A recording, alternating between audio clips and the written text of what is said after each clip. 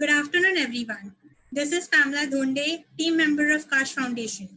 We are delighted to welcome you all to the second day of the second International Faculty Development Program. The first day of the program began with an endorsement by a collaborator, Professor Anne Vallely from the University of Ottawa, Canada. As she was unable to grace the session with her presence, the endorsement was shared by Dr. Kamini Gogri. This was followed by the inaugural session in the esteemed presence of Father Blaise D'Souza, Dr. Avkash Jadhav, Dr. Sosama Samuel, Dr. Geeta Ajit, and Professor Elvina Pereira.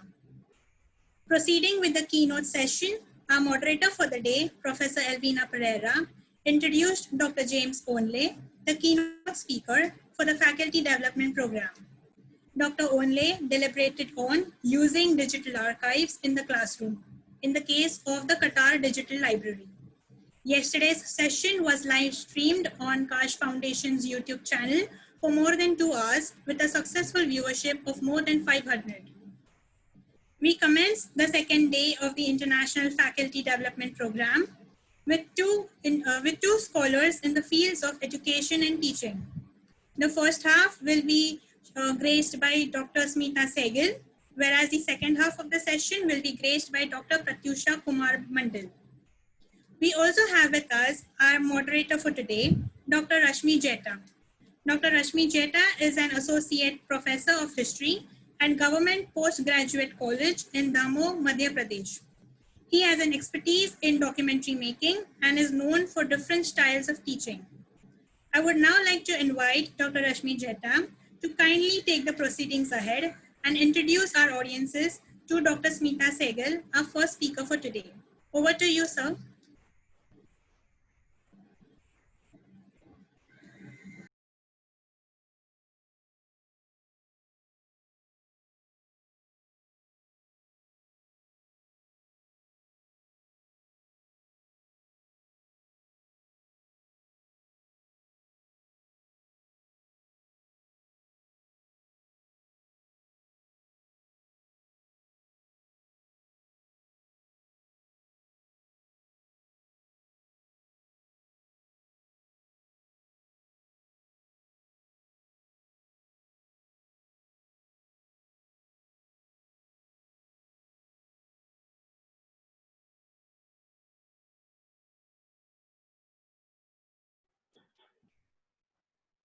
Am I audible, please?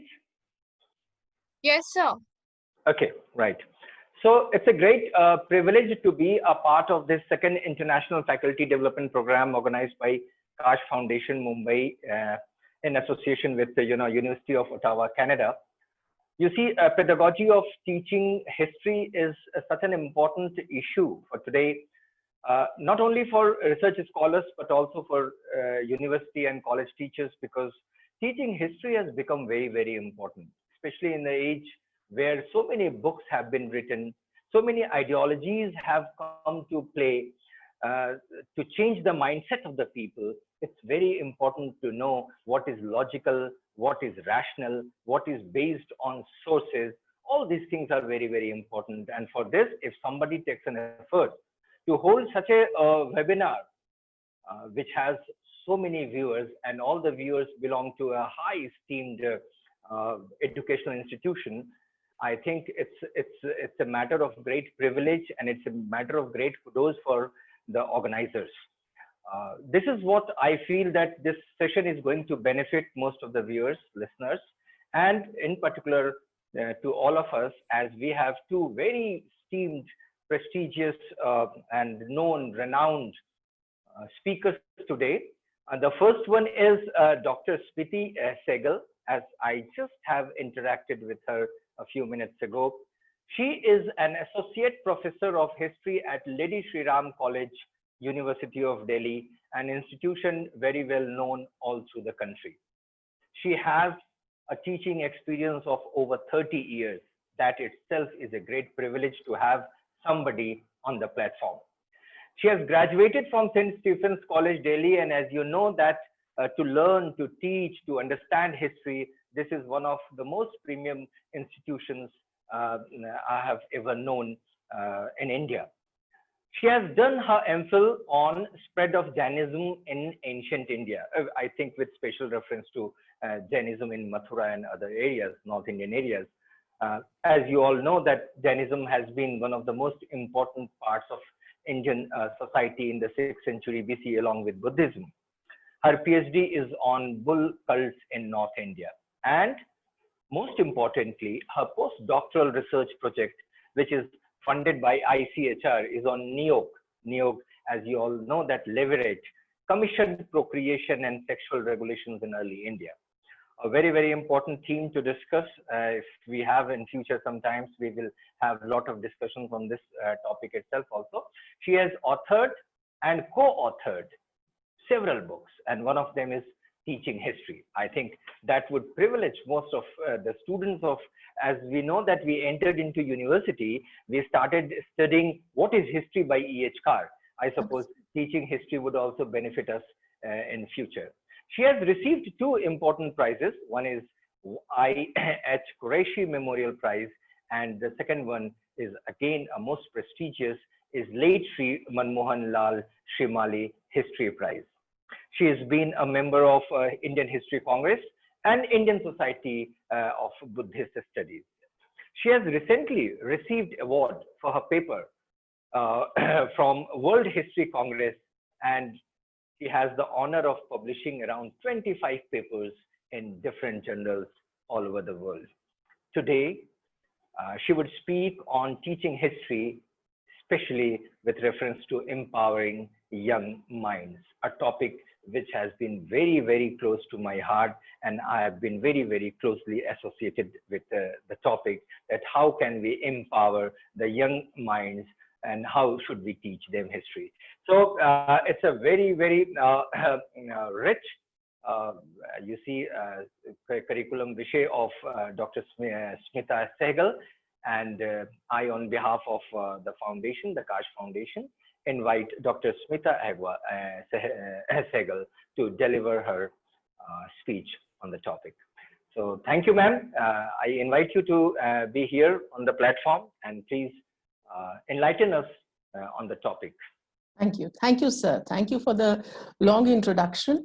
And thank you, Kaash Foundation, for giving me this opportunity to interact with all of you, with teachers who shape up interest of our young kids and the youth in the discipline of history.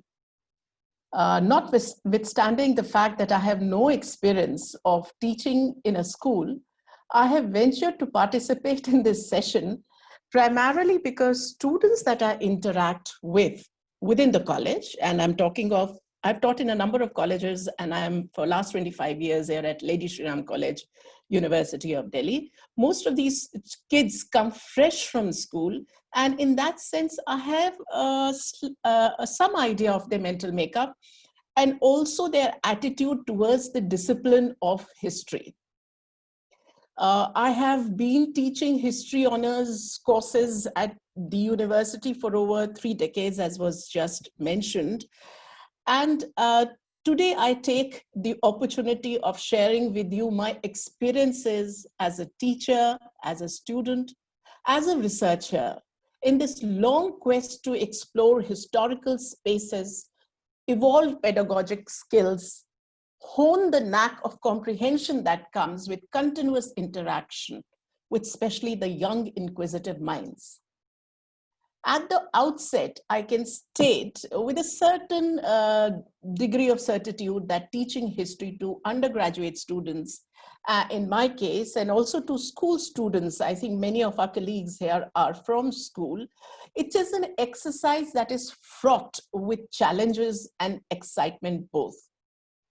The task becomes all the more taxing when one declares to these students right in the beginning that the next 3 years, they are going to get equipped with the skill to face the world at large and come across a smirk on their face. They really don't believe you. But I can understand. Teaching students in school must be a real challenging job. The kids are young, they are full of questions, they are bubbling with arguments, but most important, friends, they are in love with you. I can't say the same thing about students at college level. They have grown up and they've evolved. But somewhere at the school level, I feel that the word of a teacher would be the last word.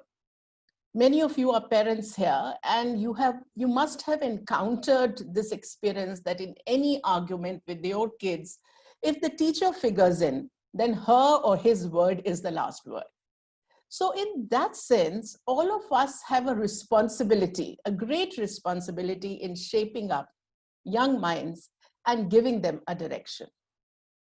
It's a fact that history is often charted as a boring subject, especially as our children are moving into the high school. The commerce, science subjects outweigh a humanities subject, and yet it is important that they study history. All of us would agree with that. And I would say if they study history along with political science and sociology, better still. Our challenge, as I mentioned earlier, is to make the discipline of history very interesting and also extremely meaningful, so that the history that they have understood now or the processes that they comprehend stay with them throughout their life. It is almost like studying the 3 R's: reading, writing, arithmetic, that we came across when we were kids. I would like to add history to it, as it's a very fundamental and foundational discipline. And in your flyer, when it was mentioned that history is the mother of all disciplines, I completely endorsed it. I'm here to make a case for studying and teaching history as one of the most exciting disciplines in life. And in that, doing that, I would like to share with you why did I choose this subject at the college level many, many years back. Unlike many of my classmates, I was not inclined towards UPSC. See, many of my classmates have become bureaucrats, but somehow I was not inclined. You may call it an intuitive decision. But still, there was a natural gravitation towards the course since my school days. But what really prompted me, and as it came out in the introduction too, was this challenge in those days, I'm talking of 3 decades back, to get into the college of my dreams, and that is St. Stephen's College. But friends, honestly, the lure to be in a particular college cannot hold for too long if you wean away from the subject. If my romance with the discipline has continued over 3 decades, it has to do something with the way the discipline was transacted, both at the school level and then in college also. It opened up a world of knowledge and possibilities, but most important, it opened up my mental faculties. I must acknowledge that the discipline was being taught something like a science subject in my school days. Now you'd be surprised, but let me share with you when I was doing class 11th, and where we had to make a choice of what subject we can take up in after 10th boards. Well, I chose history because I wanted to study, but we were put in section D. So section A would be science, section B is commerce, section C is humanities with economics, and history and pol science are the subjects were in D. So all of us had internalized in some sense that we are already on the margin. And when our teacher came to the class and asked us, why have you taken up history at this level? One of my friends immediately answered, because ma'am, we could not get science. Oh God, that came as a shock to me, but more so what the response of my teacher. She apprised us that at a methodological level, the discipline of history shares a parity with science subjects too. We too can follow the science of interpreting history and historical assessments. I remember we all were very aghast when our teacher told us that history is not a subject to be learnt by rote, and that dates are significant, but not the raison d'etre of the discipline. So friends, here I am sharing some of my experiences with you all, both as a student of the discipline, as well as its transactor in this teaching learning process. Over years, I have realized that it is essential that besides familiarizing our students with historical knowledge, there should be equal, if not greater focus on training them in historical methods and inculcating in them an aptitude for historical inquiry or interpretation. This becomes all the more important as the way the history is taught is largely based on a textbook at school. And I do understand that completely. There are 5, 6 subjects that have to be taught.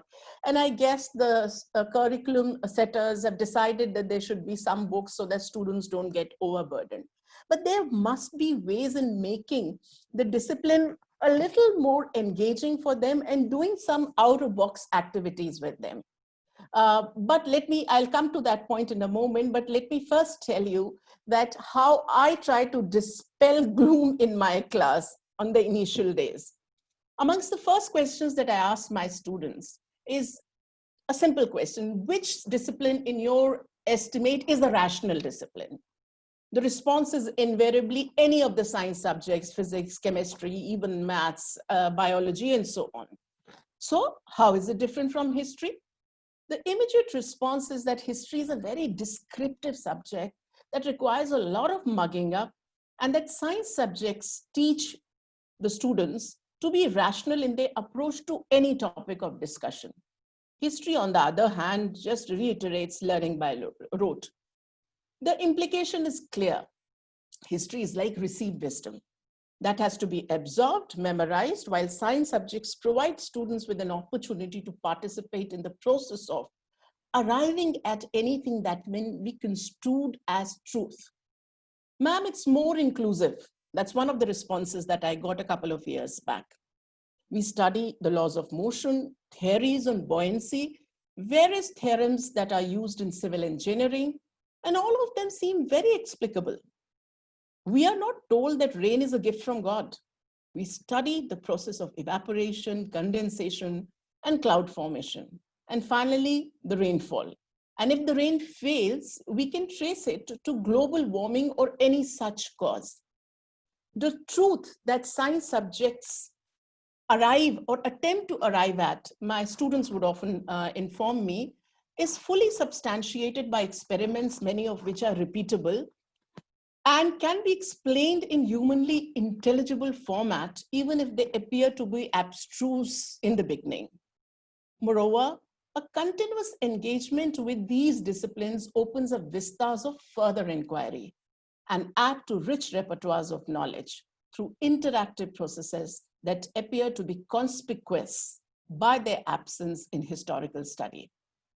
They reiterate that they study in science subject the causation, whether of a natural phenomenon or even a cultured one. History, on the other hand, and I'm actually quoting from some of the responses that I got in writing from my students, history, on the other hand, only records what has happened in the past and expects us to produce the information verbatim in the exam papers. Where is our participation in developing a fact beyond being an onlooker and possibly passing on the information to somebody else without even verifying it? And then one of them told me that history is so dynasty-based that we just need to know of a couple of rulers, their battles, memorize a couple of dates, important events, and well, these can be understood as essentials of the discipline of history. Some students have also told me that history appears to be so anecdotal that it doesn't have the seriousness about a discipline. And some say that it's the story-like quality that has attracted them. After all this discussion, once I asked them, why are they here pursuing history honors? Well, they all get fantastic marks, and it's a fact that you can't enter my college till you have a high, mark range. Even now, we are expecting the range to be somewhere around 98%. So were they pushed into coming to history honors? No, ma'am, not at all. We are here. I said, what for? Oh, this is one of the best subjects for UPSC, preparing for civil service exams. And oh no, what happens is that so much of your time goes there telling them we are not a coaching center. We are not preparing you for UPSC. Please do not have that kind of impression. We are there to introduce the discipline of history to you and make it a meaningful exercise in your life. I'm sure that many of us have confronted this issue and continue to do that. And we have to brace ourselves with this daunting task to dent their notions of what history is.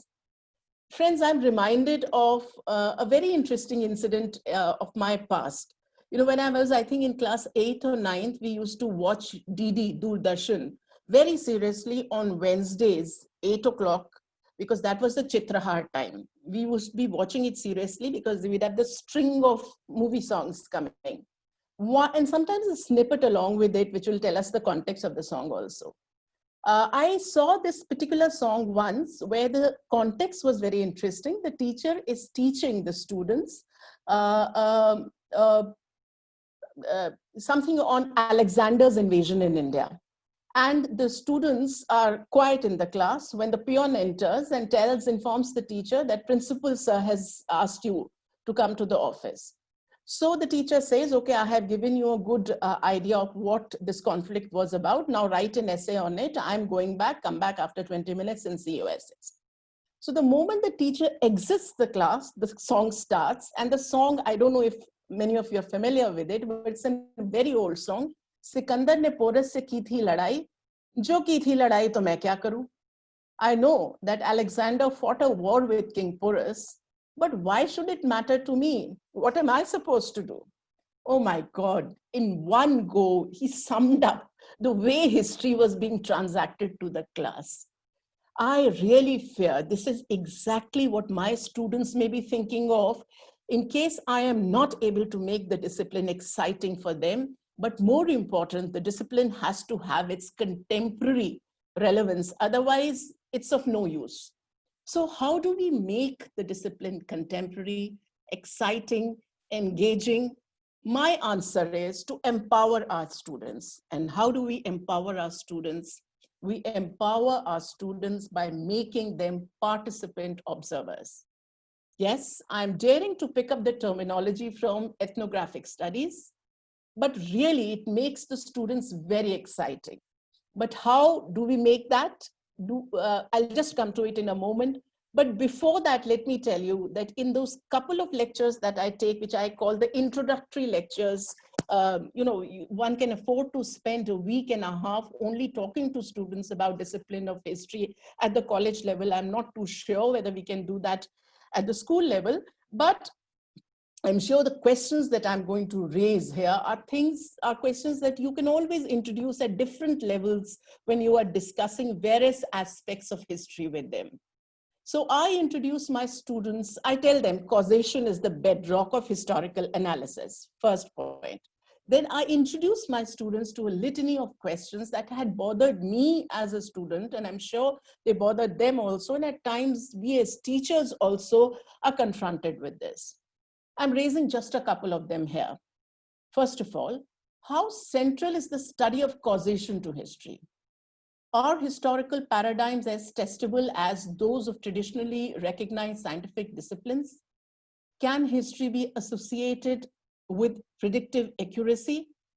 Can objective reality be easily accessed, or the past we study is only a construct of human minds? And this is a very important question, because I remember one student telling me, how are you telling me all this is so confidently, ma'am, you're talking about Harappan civilization, but you were not present there.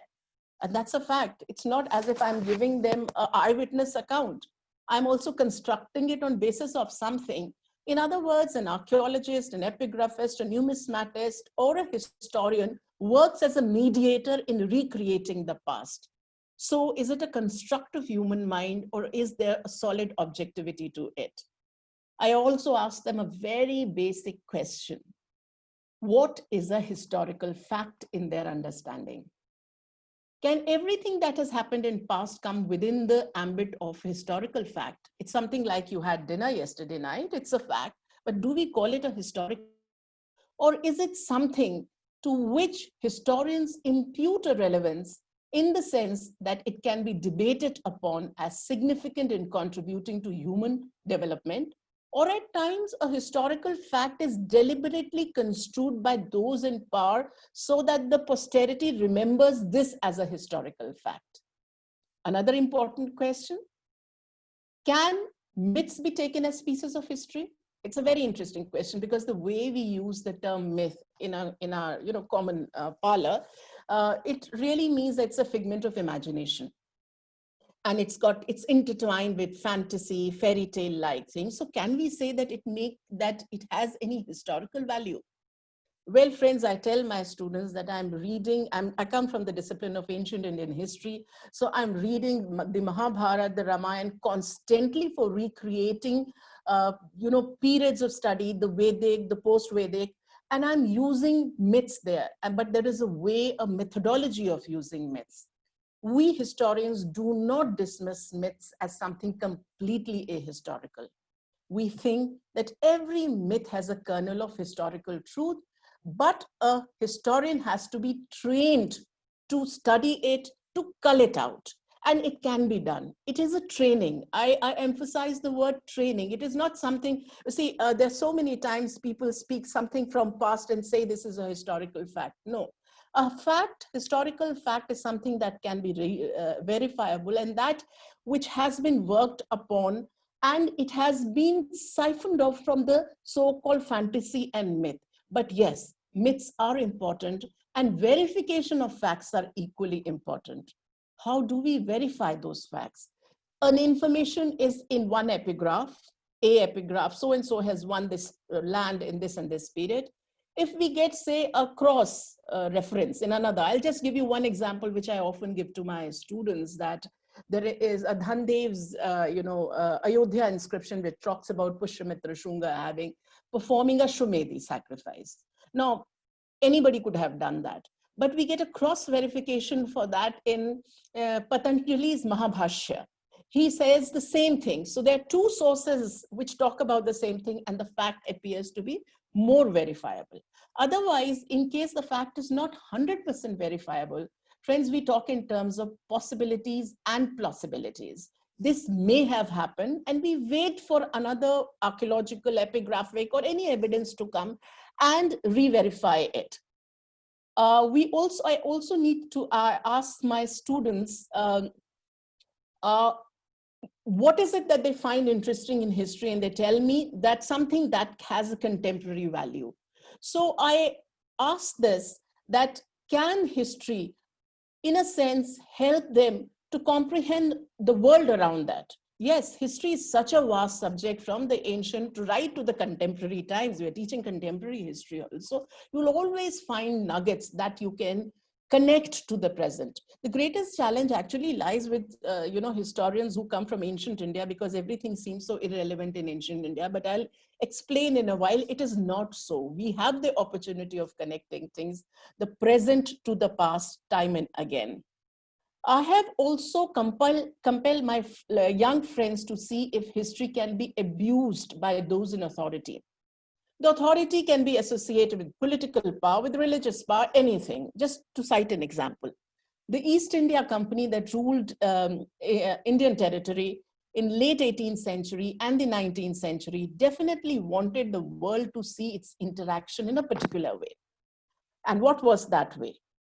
The way that we understand, it's like within the ambit of white man's burden, which basically meant that they have come to India with the mission of civilizing a barbaric population. That's the way they constructed history. But you also had other historians, the Orientalists also, you had utilitarians also, looking at Indian history in a very, very different way, and their perception of Indian history also, which has come to get contested today. There are many such issues of periodization, role of chance, contribution of an individual, that I bring up in my initial lectures. But the discussion on causation and rationality in history somehow have remained a core area of debate in my discussions throughout. And I would say, I would really ask my other friends also to bring in this. The rationality is not confined to science subjects only. It permeates all social science subjects. And it's a point that we must reiterate time and again. I have come to explain them that causation is the raison d'etre of the discipline. History too has adopted a method of research that hinges on observation, collection of relevant data, a creation of hypothesis to explain or test a phenomenon. and no historical hypothesis can be constructed without studying the primary sources, which too need to be contextualized and both temporally and spatially. These are our tools for reconstruction of the past. The sources could be textual, oral, archaeological, epigraphic, numismatic. In today's date, in modern India, and many of you may be from the discipline of modern India, newspaper reports, and today we are even making use of the blogs to do a meticulous study that would reflect on a variety of dimensions of a particular historical phase. At times, the information gathered could conflict and therefore has to be used very, very cautiously. But there would be occasions that historical information is verified from other sources, as I have just mentioned, and becomes more acceptable. With the data that at our disposal, we begin the process of explaining why such an event or process took place and may have to revisit our model constructed to plug gaps. Just to give you an example, for instance, production of food in prehistory cannot be cited as an organically evolutionary process that would have happened around the world on its own without serious human effort. It came about when humanity suffered acute food shortage with rise of population and climatic changes and looked for sustainable sources of food in potentially fertile zones. This process was very slow, materialized over years of observation and experimentation, but changed the course of history of humanity once it was arrived at. I explain it to my students that agriculture was thus not a simple gift from God or a chance occurrence. It came up as a result of human beings attempting to sort out their problems rather than succumbing to them. There is a rationale to all human developments, and those can be largely explained. History might have been an adjunct of theology at one point in time, and maybe even used today by those in power. But a student of history is trained to ascertain causes of historical processes without getting influenced from such quarters. I must confess that in my undergraduate classes, when I ask my students, where have they learned history from? The response that I get is either the textbooks, NCERT textbook, or any other state publication. And the only difference is that in, say, middle school, they have one book. Then in high school, they have two. And by the time they are in 12th, they have 3 books to deal with. So I asked them, can you make out a difference between the primary source or data and a secondary one? And many of them are at sea. But some have pointed it out to me that they do get a peep into it from the snippet boxes that are there in the books, NCERT books, that I have also managed to take a look at, that capture some archaeological reports, say on Harappa or Mohenjo-daro, or a text like N.A. Akbari. Yes, at least they come closer to primary sources. And that is a request that I would make to our teachers, that whether you're teaching only through textbook, it's absolutely fine. We can understand the constraints that are there. It may be a good idea that 1 or 2 primary sources are, students are exposed to them, whatever phase in history that you are teaching, you ask them to take a look at those sources and arrive at their own truth. That is what I say, participation observation. Let me give you one example. Let me just, one moment, take you to one of the examples that I want to give from Atharved. Let me check it out. Host has disabled participant screen sharing. Can you please enable me so that I can share my screen and show you one passage from the Atharved which I wanted. Can you please enable me? Yes, ma'am, done. Done. Okay. This is a very interesting passage which I invariably bring in the first or the second class when I'm dealing with sources. This is from Atharved. Atharved is the 4th of the Vedas. It's not a part of the Trai, so you don't have not the Rig Veda, not the Yajur, not the Samved, the last of the Vedas, which we assume has emerged as a result with interaction of the Aryans with the non-Aryans, those who were the original settlers here. That's the assumption. Now, this particular passage is on how to win the love of a woman. This comes in the 6th chapter. It's very interesting. I give them this and I ask them, I raise a number of questions and ask them to respond. This goes something like this. As the creeper holds the tree in the tight embrace, so embrace me, be my lover, and do not depart from me.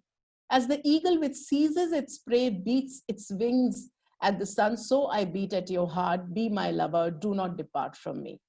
As the sun during the same day encircles the sky, and earth, so I encircle your heart, be my lover, do not depart from me. This is very interesting. It appears to be an ode to love, but it's really not that. It's a mantra, which has to be recanted within the ritual performance. It's almost a way of winning a woman over. So I give this passage to my students who get instantly involved in it. They are quite taken in by emotional and intimate histories these days. So I ask them, now give me the context, which text it is. Generally, I tell them which text it is from. Tell me the temporal expanse of that text. Look at just 3 verses and give me your assessment of that. Of course, it is, we very clear that it's not a simple poem. It's not a poem where you are yearning for the love of a woman. It's an attempt to win over the woman through the use of magical formulae. So it's very interesting. One of the students, in fact, told me that, ma'am, I'm surprised that the kind of metaphors that are used are strange. She used the word strange. As the eagle which seizes its prey beats its wing. So there is an element of violence there. So there is violence, and she says, oh my God, this must be obsessive love. Very interesting. But otherwise also, if you were to look at the creepers hold the tree in tight embrace, or as the sun during the same day encircles the sky and earth. See, in all the three cases, as one would arrive at, the metaphors and allegories have come from the world of nature. This is quite understandable. We're really talking about the world that is recreated within the Vedic corpus. So roughly, if we take time, should be around the 7th century BCE or so. This is the time when human beings are trying to grapple with nature, to understand the pulse of nature, probably to also control nature in their own way. So what pervades their mind is nature. So all their entire, language is dominated by that. But at the same time, for us, it is very important. Vedas are the first, peep for us in the human mind as far as Indian subcontinent is concerned, because anything before that is to be constructed only on the basis of archaeology. Here we get to know what was going in the minds of people. So it is, of course, this particular little thing is about how to win the love. So it's talking about emotions, very interesting. It's talking about emotions, but it is talking in a way where it's making use of allegories of nature. And as one of my young friends said, but I still find it very patriarchal, ma'am. How can he talk in terms of himself as an eagle? So whatever it is, the point is this, we discussed it for half an hour and their interest in it came up. The more important was the one against fever, which comes up in the 5th chapter of the Atharva. There is a fever that has come up, and just see how are they trying to find a solution to it. It is again in the Atharva, and by the way, Ayurveda has come out of Atharva. So it deals with magical formulae. It talks about ways in which, there is a possibility of magic, some kind of a concoction is also given. But the very interesting part is that fever is personified. It's taken to be a reflection of some deity, and other deities are invoked to hush it away. May Agni drive the fever from here forever, Som, Varun. Then talking to fever, you who make yellow all these men, whom you burn in fire, whom you consume, well, fever, may you go away without strength, flee away from here, flee away below. And then, of course, there's description that you are the wrinkle fever, your daughter of wrinkles. So there is an explanation that also runs into, but what I found interesting, and all my friends, young friends concurred in it, was the assertion that fever, your home is among the Munjavats, your home is among the Mahavrishas, since your birth, fever, you have lived among the Balhikas. Then it goes on to tell you should be going to Gandharas, or then you should be going to the Magad and to Angas. Very interesting. 2 or 3 things come up in that. I'll come to that point later on in a moment. But the description, what fever? Fever of the color of arsenic, full of evils, go away and seek out the barbarous girl at large. So you're just trying to wish it away, but doing it in the context of a ritual. So, and many of us may be familiar with this, many a time, still this date, very interestingly, if somebody gets jaundice, grandmother of the family would say, call a ojha and he'll do something and the jaundice would go away. So that is something, the beginning of that we can find right here. Description that is given is something like, so cold, then burning, you make us shake, terrible you are, your characteristics, do not ally with us, fever with your brother, the lingering sickness with your sister, the fit of coughing with your cousin, itch, go away and stay with the people. And then the description of the people will come up, even the fever which returns on the 3rd day and sometimes dies out on the 3rd day, the persistent fever, autumn fever, it brings about cold and burning, then summer fever, rainy season. So there's a whole description of fever or fevers of different kinds. We can make out that there is probably a reference to jaundice or to some smallpox, because there's a rash also that we talk about, some kind of a viral fever. But the belief is that if you could propitiate certain deities, and if you could provide, of course, a concoction, and through these rituals, you could wish it away to your enemies. That is interesting. Go to Munjavats, Mahavrishas, Balikas in the Gandhar region, and also later on to the people of Gandhar and Munjavat, to the people of Anga and Magad. We send the fever like a messenger, like a treasure. That means you go away. You go away, so we are sending this to you. So through this, we get to know, as my friends, young friends would tell me, not only the great description about fever, details about what kind of fever it is, and then of course the ways to expunge it, we also get to know, get a clear sense of enmity of the Aryans with some people on the border around areas, because Gandhar and Munjavat and Balikas are all in the northwest frontier province region of Pakistan today, and Magad and Anga is a reference to Bihar region. So these are the outskirts for the Vedic belt. So you're wishing, that there are people out there, but they are your enemies. So this was an interesting, I've just shared this with you because I, in the sense, then involve my students in this kind of an exercise and ask them to write about it. So the moment they have started writing about it, there's another very interesting myth that I discussed with them, again from the Vedas, and that is the myth of Indra and Vritra. Indra is the hero of Aryans. He's the warrior god. He's the god who's very charismatic. He's also, he's also strong. He has got bull strong arms. And he's supposed to bring about victory to Aryan people. And Vritra, on the other hand, is a demon who has control over cloud. So he's shown as a serpent and is encircled the cloud. So there is a recurrent myth that comes through many Vedic texts, and that is the fight between Indra and Vritra. Indra is finally successful. Through the use of his thunderbolt, he is able to defeat, kill Vritra, and then also take away the cloud from him, burst the cloud, and rainfall happens. Now, I gave the myth to my student and said, can you find a historical correlate of it? Do not take it only as myth. If there is a possibility that myth is actually shrouding some historical process, what could it be?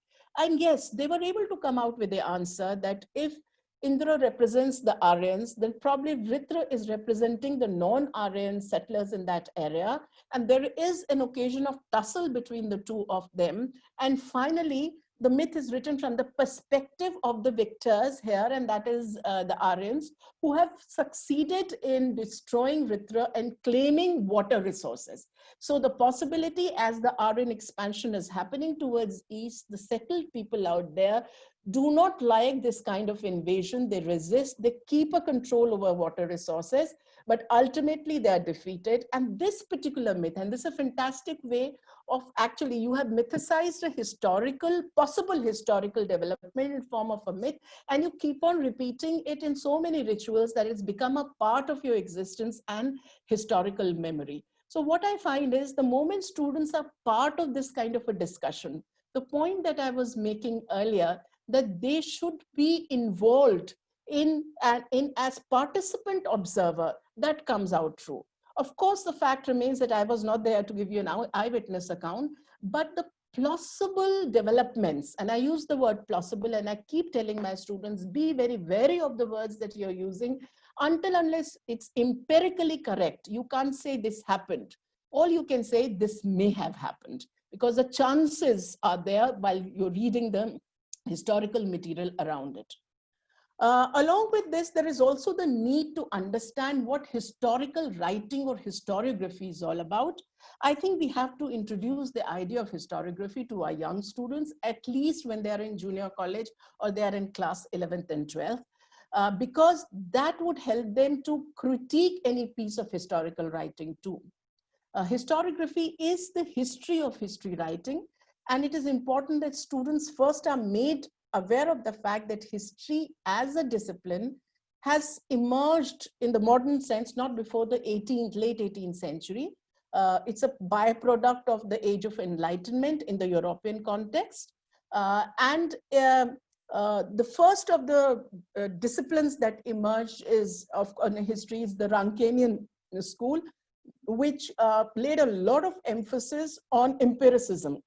It's also called the school of positivists, and its emphasis on empiricism actually emerges from the need of that day to bring about a segregation between history and theology. So this is more in the European context, a result of, you know, what we say, the age of reason, the emergence of age of reason, or scientific developments that have taken place. History also comes as a discipline in its own right. And then subsequently, we have liberal school, we have school of Marxist thought that talks only, see, unfortunately, the liberal and the school of positivist thinking laid a lot of emphasis on dynastic history because that was the most verifiable history of that time. But then we had schools of Marxist thought which gave a lot of importance to socio-economic factors and social the role of social production here. Also an alt school which talks about mentalities, total history, postmodernism, which has become quite a hit now, which is critiquing modern school of thinking completely, and the whole concept of meta-narratives, and want to look at the have-nots in history. But along with that, we also have emphasis on gender studies, studying history from the environment vantage. Yes, what we are able to tell our students then, that through an understanding of historiography, you're able to make out that one part of history studying is objective history based completely on empiricism, but the other part is subjective history, which is where you're making assessments and where the mediation of thought process of the historians come up. I also ask my students whether ancient Indian or Indians ever had a history writing tradition. Did they possess a sense of history? Well, when the East India Company came here and they tried to interact with Indians and they realized they have to rule, they wanted to know more about the culture and history of people of India. Well, they came across none. They could not understand that history could carry on in form of oral traditions also, and that history writing per se may be much later a development. What they came across were books which were like Manu Smriti. We're looking at the legal books, or books like like the Vedas, which were completely religious. And so they wondered whether ancient Indians had a sense of history at all. Some would go to the extent of saying they had no history because they made none, of course, which is something which is unacceptable. What they failed to understand was that every society, every culture, every community has its own way of recording history. It could come in form of formation of myths, oral traditions, yes, and it could be written down at the same time, sometimes in form of epigraphs as well. So history formulation and writing is a process which is unique to each community, and we should understand that. I tell my students that I do not dismiss epics of, epics such as the Mahabharata or the Ramayana, because they are so much a part of, they have a part of history making as well. And it's just learning the knack of stratifying the layers of these texts, and you can cull historical material out. Also, that Indians have mastered the art of oral tradition, basically shaping up their thoughts through oral tradition. Within ancient India itself, you had things like katha. Katha is like a narrative, gatha, like a song. In fact, Mahabharata earlier is a form of gatha, and Ramayana is a form of katha. Then you have akhyans, which are like dramatized versions. Narashansis, where you look at these like biographies of individuals. These are all mirrored ways of studying history. And they are passed on to generations in a particular context, becomes easier for them to remember also. Some, of course, like the Vedic corpus, remains very sacrosanct and a monopoly of just a few people. But as we come to the Mahabharata, Ramayana, and the Purans, it becomes more, it becomes more people-oriented as it is widely circulated. So every society has its way of recording history. We just have to tap the sources, as many sources as we can.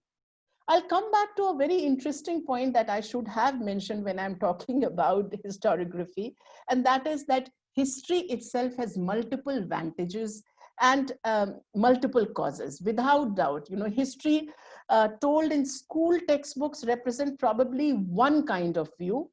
First year students are stumped by the fact that they're not going to study a particular history, they're going to study histories. Histories of people in society, which may vary in perception depending on who the history writer is. And to my mind, this is a vital lesson learned in life. Truth is multifaceted. Yes, we must try and be objective about recreating it, but we cannot lose sight of the fact that there are numerous players in the society and each group has its own version of history. For instance, many in Germany till this date feel that they had been cornered by the rest of the world and forced into two unwilling world wars. Many others, on the other hand, would remember Germany as an aggressor in both the wars. Well, there is another way. Those people, Jews, have another version of the Second World War and what the Nazis did it. Historical or social forces are viewed differently by different groups in society and often construed differently by people who are in power. There lies a lesson for a student of history: to view an event or social process from all possible vantages and then try and present a relatively objective assessment. And I say a relatively objective assessment because we cannot forget the fact that we all are also products of history, and somewhere the mediation would come up. I try and explain this aspect to my students from an example from Jainism and Jain theology. Many of us may be aware of the fact that Jainism talks not in terms of ekantvad, but in terms of anekantvad. Okay, ekantvad basically means that there is only one truth. But Jainism tells us about syadvad and anekantvad. Anekantvad means that truth has many ends. It's a fascinating story that they highlight, that there is a story of an elephant and 7 blind men, and each of them is asked to touch it, feel it, and tell what exactly is this. Somebody touches the body and feels it's a flat surface. Yet another person touches the trunk of the elephant, so it's something like a snake. Yet another person touches the foot and say feels it's like a stump of wood. They all may be correct. They all are correct. They're viewing, they are telling their own truth. But the most important part about Anekantvad theory is that that on the one hand, when you're talking about truth, you're talking about the right thing because it's your truth. But you must also try and understand another person also has a truth about the same act.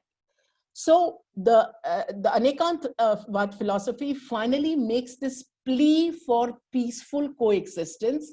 My truth is good enough for me. Your truth is good for you. Yes, this is something which we can understand. But of course, when we take this, we have to take it with a pinch of salt, because the truth has to be there. It can be multi-vantage, but there's certain empirical verifiable truth that a particular battle was fought in this and this year cannot be denied. So and so won it or so and so lost it is also that cannot be denied.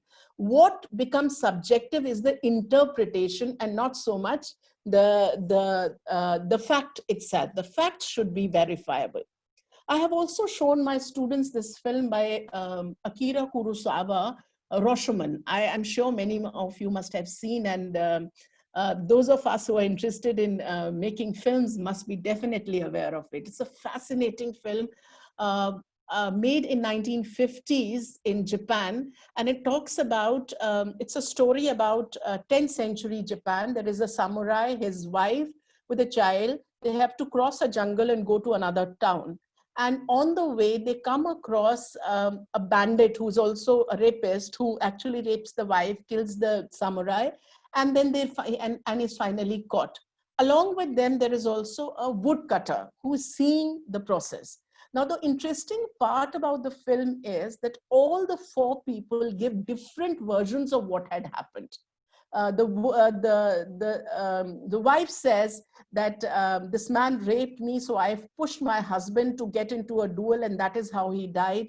While the bandit said that she tried to attract me and get me into it. Even the spirit of the dead man has another story to say, and so does the woodcutter.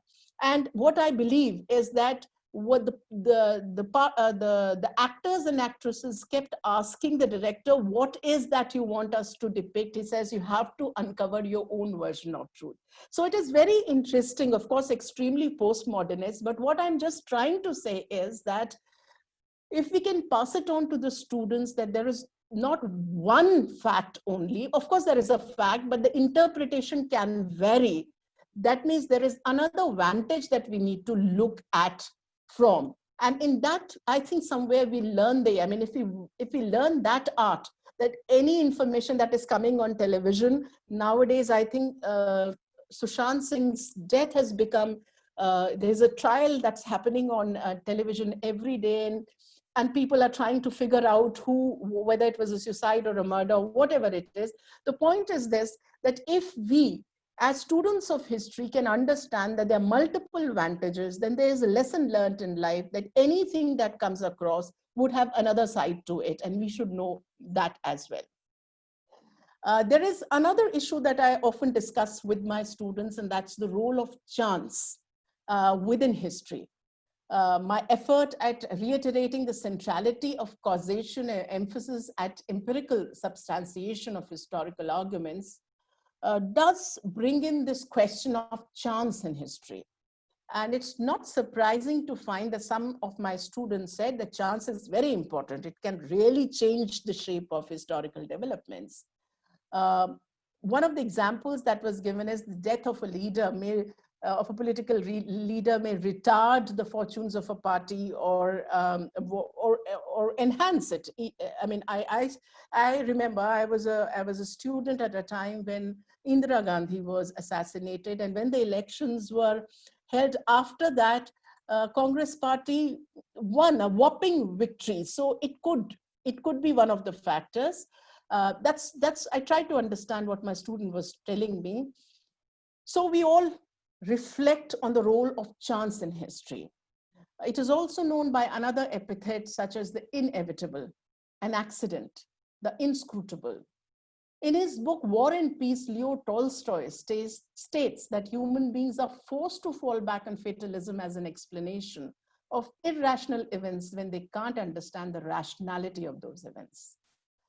Chance is not the inexplicable, rather what has not been explained by those who are obliged to do so.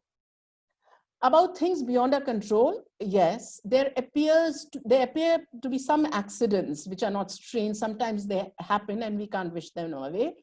Alexander the Great died at the age of 33 as a result of a monkey bite, and after that we heard that the entire empire dissipated.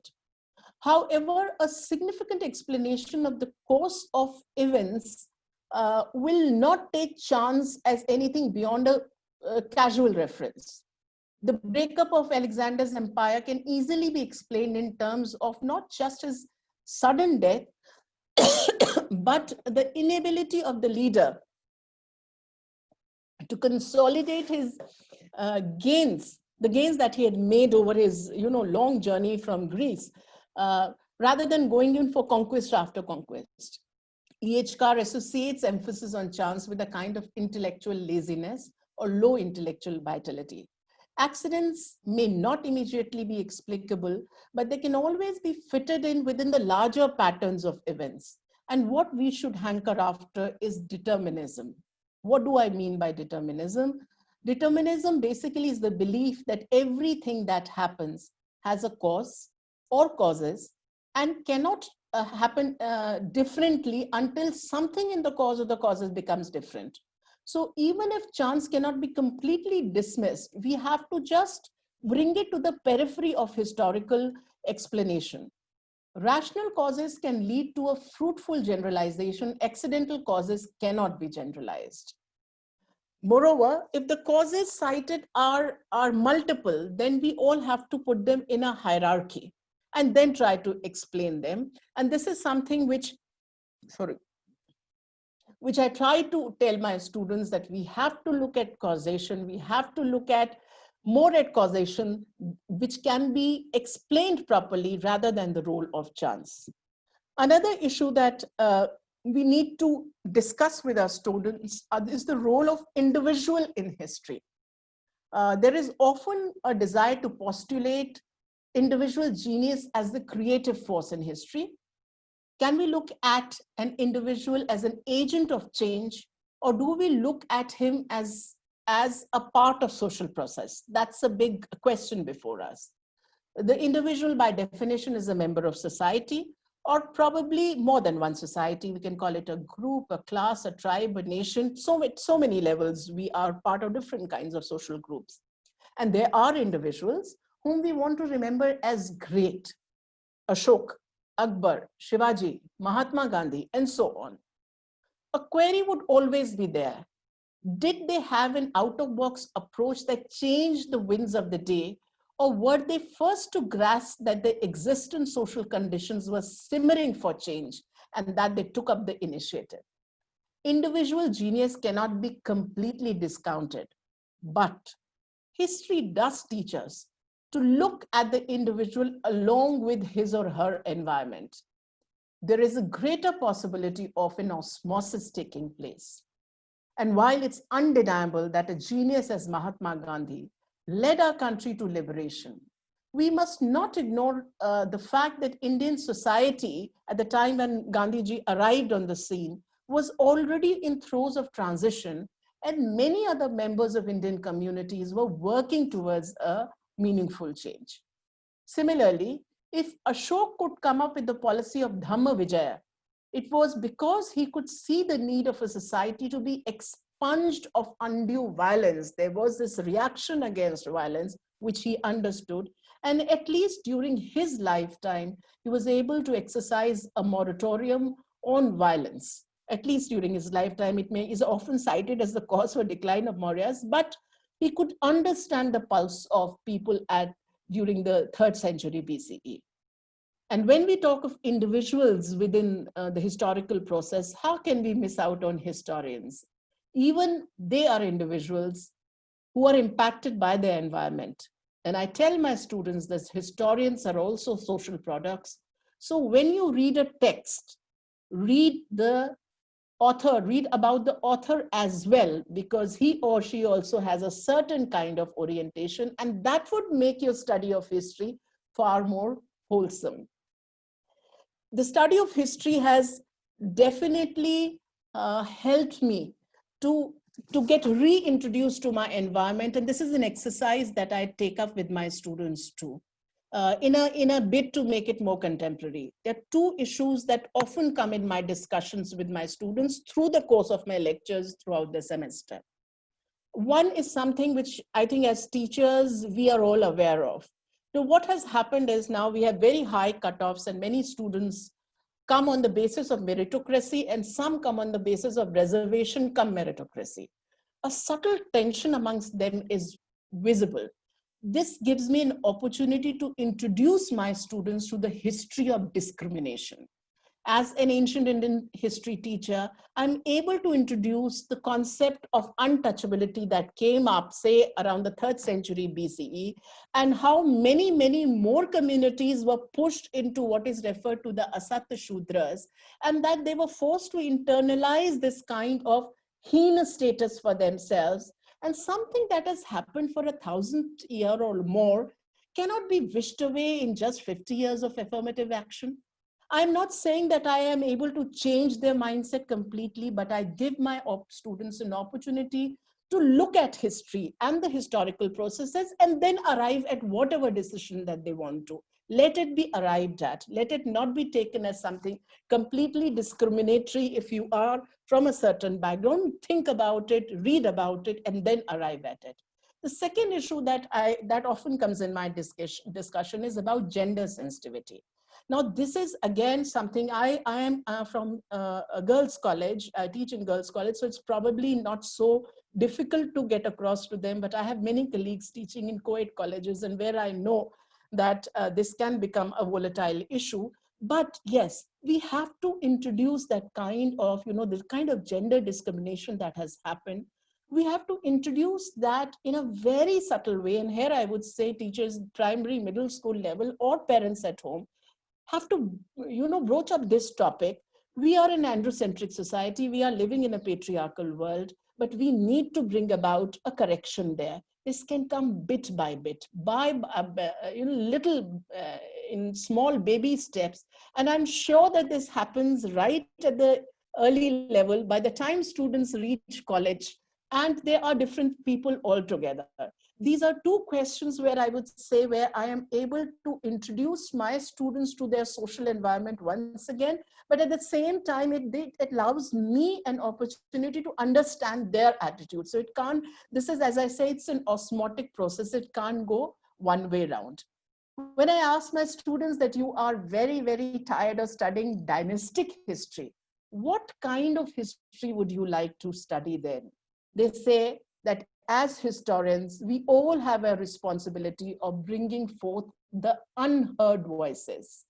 Yes, those who could be on the margins of the society. This links up to the point that I had made just now, and who have contributed in the making of history without having a hand in recording it. Yes, women, obviously that's one. And today we use not only the term women, we talk about gender, we talk about masculinities also, the third gender also, peasants, industrial force, topics that we have completely missed out on. Environment history. We have this coming from our students. They want to do that. I said, what kind of projects would you like to do? We want to work on the tribes of Santhal or the tribes of Andaman Nicobar and try and understand what is happening, not at the top, but at the bottom levels, which I feel is a fantastic way of approaching history. One of my students pointed out that the task of historian is not just to recreate the context of the existence humanity, but also to study mentalities of people. Well, this has come up now. The Annals School does talk about mentalite, or the mentalities, where the individual's thought process becomes important. I picked this cue up from her and then introduced the Atharvaved Ode to Love passage in my subsequent classes, because You need to read the minds of people in whatever way you can. And that's a very good uh, idea that was given to me by my students in making history more and more interesting and involving a discipline. Uh, the approach, what kind of approach should we have when we start doing a historical analysis? I clearly say in today's world, it has to be cross-disciplinary. Of course, historical, but nowadays we are constantly using the skills of sociologists to work out surveys. Some of my gender history students have circulated surveys to get a better peep into partition histories. Many, those impacted by this partition history actually stay very close to our college in the Lajpat Nagar area, and many of our students go there to take their interviews also. And this is a good way of tapping oral history. I feel that they should go and record all this because many of them have grown very old, but there's a good way of recording history. Those of us who are teaching contemporary history make a plea to the students to ask their parents and grandparents about issues like the history of Bangladesh War, 1971, or for that matter, the emergency days. And that is something so important because we record something for posterity and the students immediately get involved in the subject. So I would just like to end by saying that history as a discipline should be one that helps us in honing critical faculties. Even though history is often accused of being nothing but anecdotal, the fact remains that it trains all of us not to take things at their face value. And this comes with effective training. One has to be trained to arrive at the version of historical truth which can be put out in public domain and then cross-verified. And how does this happen? Of course, the need to study the primary sources, consulting the secondary works, mulling over the range of possibilities before making a final assessment. So the discipline of history teaches one to raise questions, frame issues, hunt down sources, and as the very famous historian E.J. Hobsbawm says, graze on the terrain of the primary sources and chew the cud of the secondary ones. Yes, the discipline of history encourages all of us to ask relevant questions. We are not saying that we'll get answers to the questions, but we may be able to raise issues that evolve into meaningful debates subsequently. Thank you.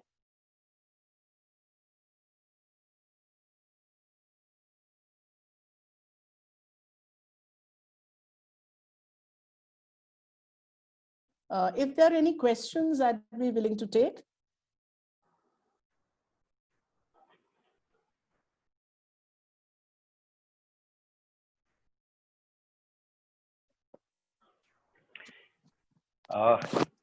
Thank you very much, Dr. Segal.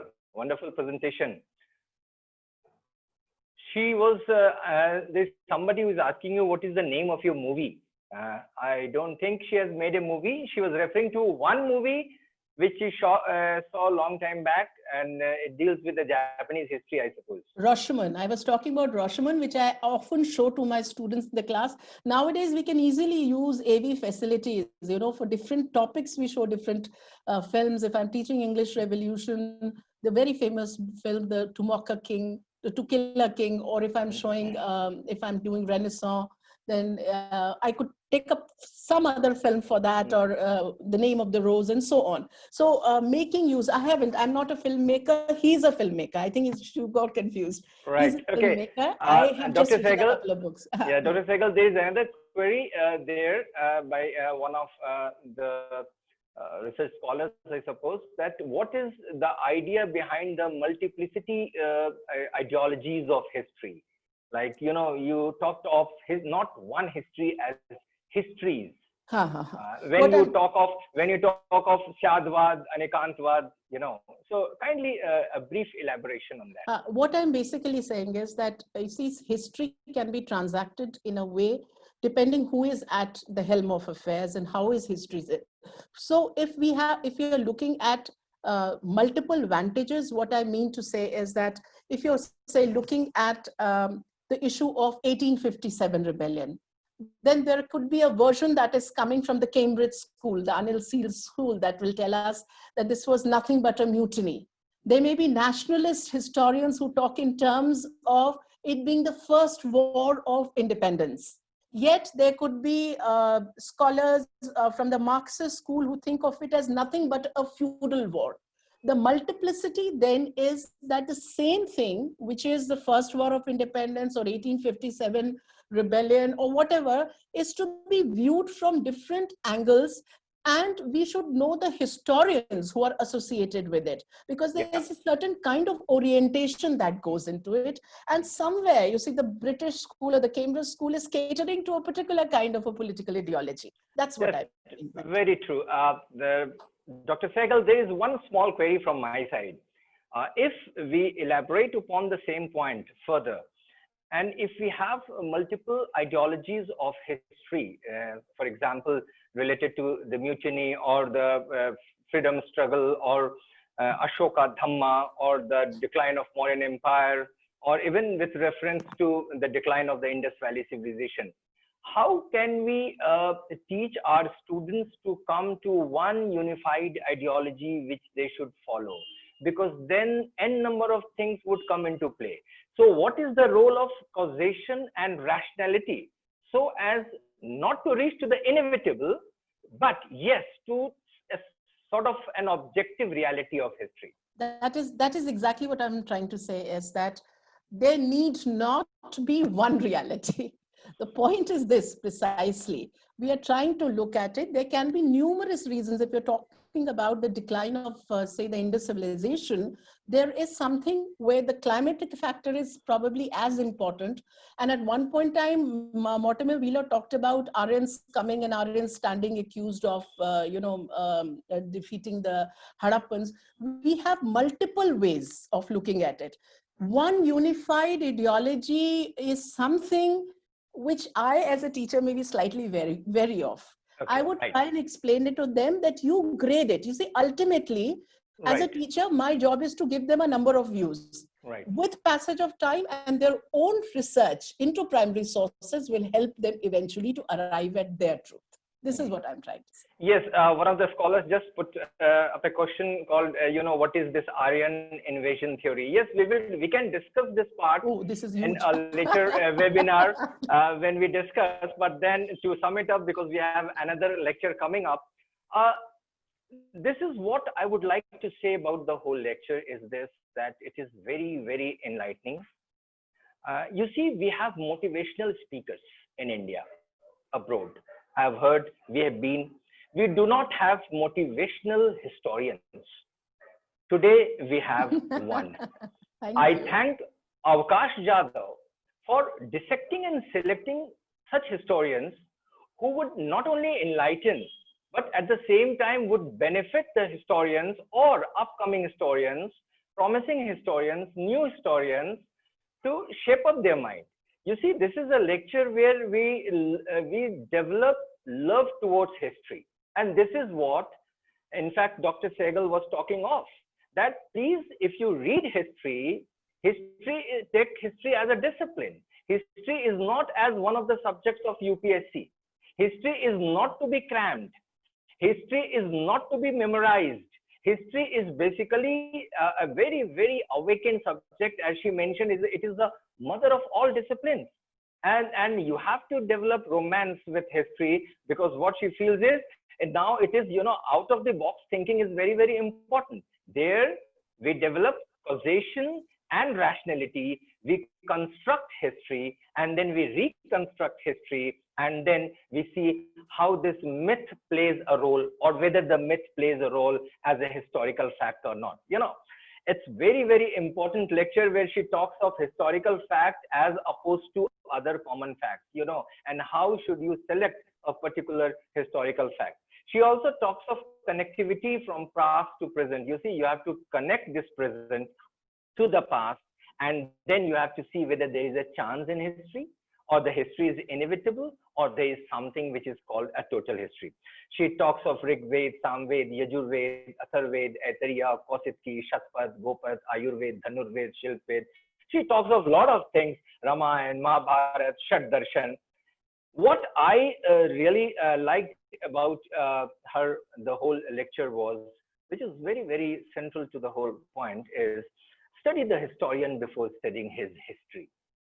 Study the author before studying his writing. Otherwise, Badayuni will write something, Abul Fazal would write something, Barni would write something, Afif would write something. You have to see the whole history in its own perspective. So go back to the past, think the thought of the people of the past, live the life of the people of the past, and take the past into its entirety. And today, we are really enlightened to have a motivational historian called Dr. Segal. Thank you very much, ma'am, for being on this platform.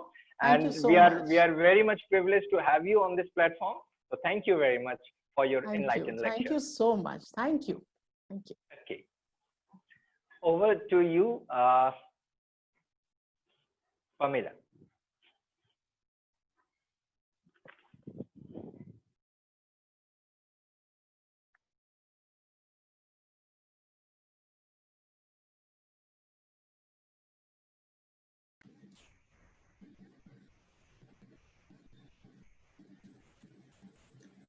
I would now like to request Dr. Rashmi Jetta to introduce the second speaker for the day, and that is Dr. Pratyusha Marmandal.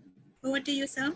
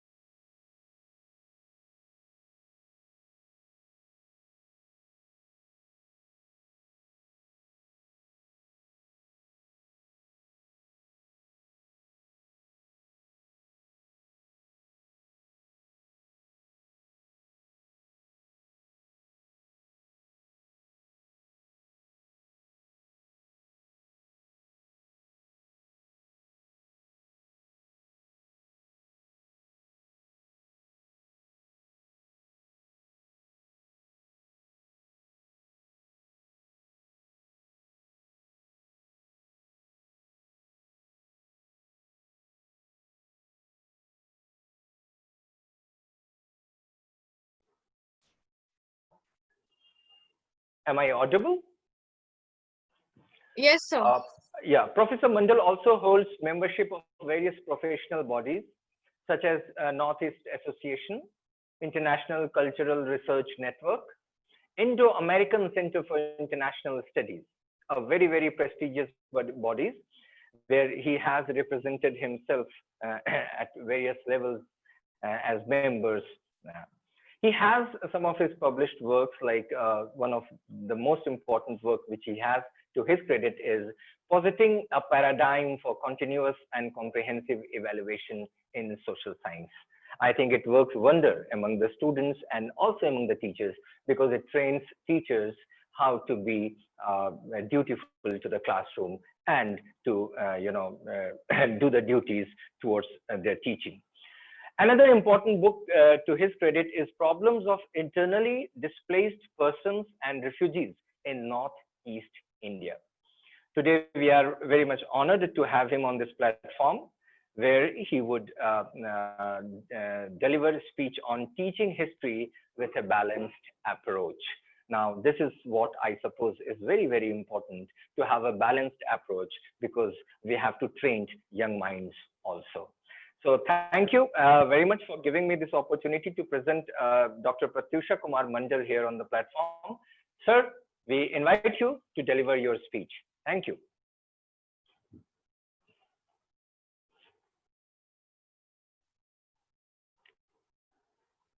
Dr. Pratyusha Marmandal would be here in a short while from now.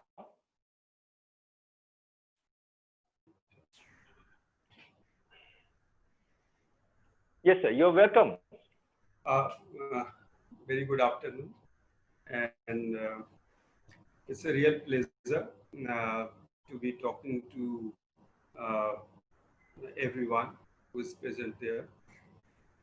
I was given to understand that among the participants, there are also students who are undergoing their Bachelor of Education program, and also their practicing teachers, and of course people.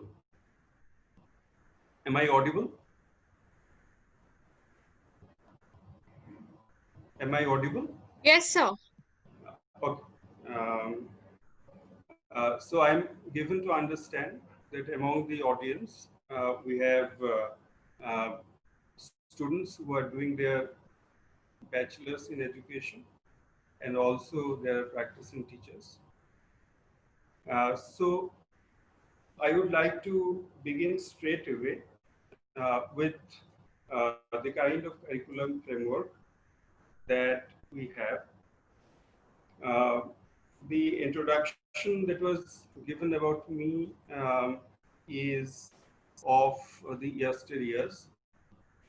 And after I have come to the NCERT, the most important work that I have been doing is setting the curriculum framework and also developing textbooks. So I would begin straight away with the kind of curriculum framework that we have had from 2005 onwards. This will clarify many of the questions that the participants might be having. The first question is, what kind of history are we studying in the school? And the second question related to this is, why are we studying the history that we are studying? So now, in order to answer this, we will have to go back to the text of the National Curriculum Framework. Now, there are 5 guiding principles for the curriculum development.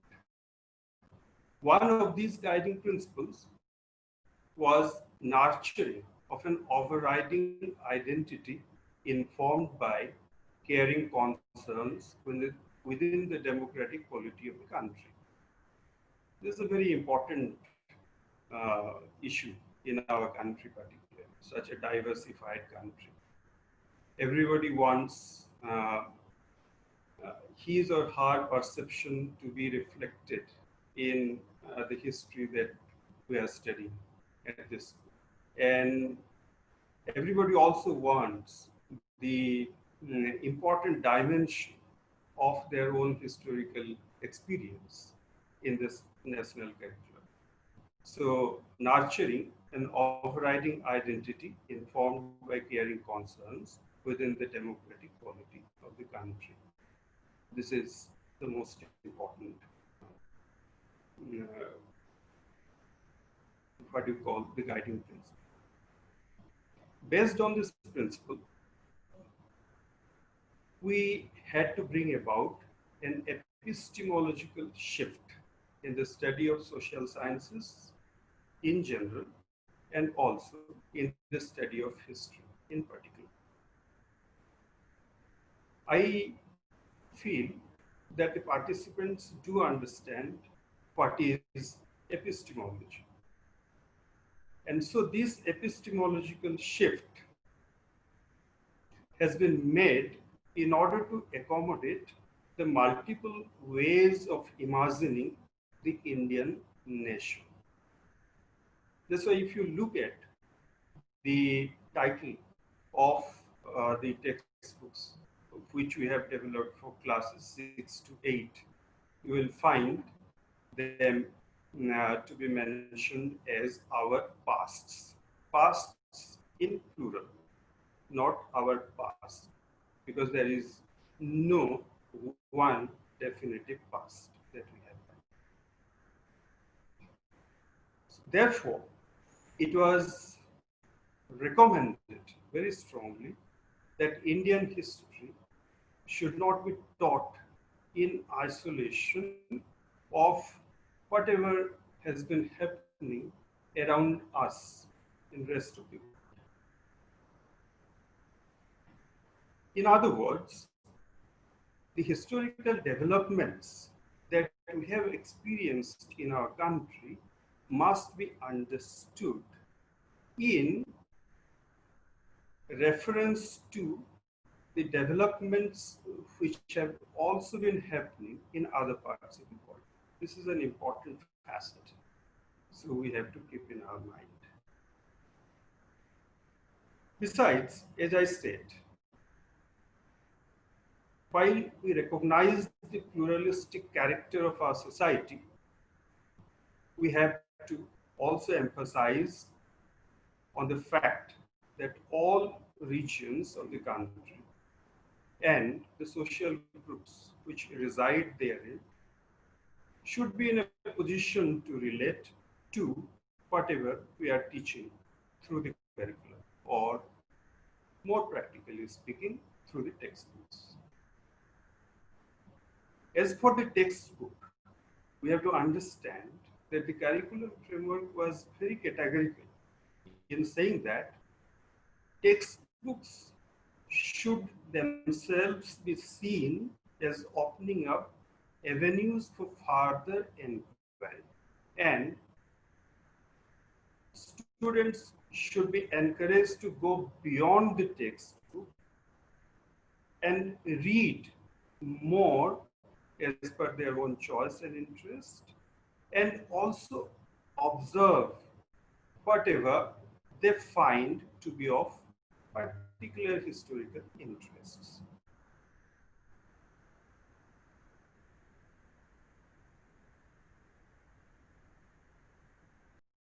Therefore, it becomes very important local content should be part of the teaching learning process.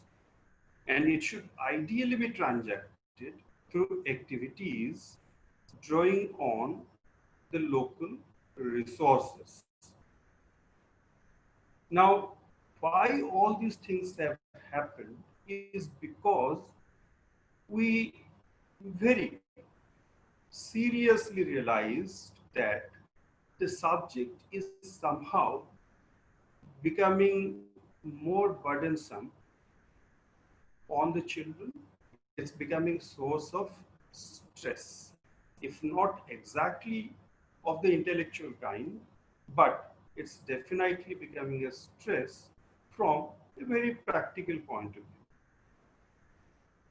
So that's why the curriculum or the content of history that we are learning and also trying to teach to our students has to focus on the conceptual understanding of the issues rather than merely lining up facts to be memorized for an overbearing examination.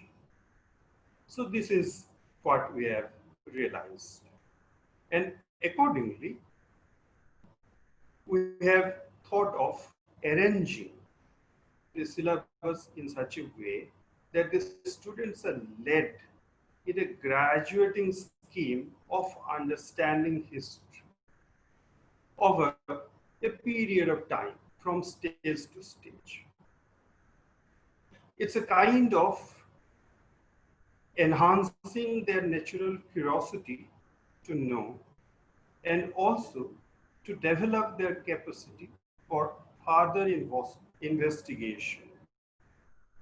As you know, students come with a natural curiosity of their own, which is true just about every human child.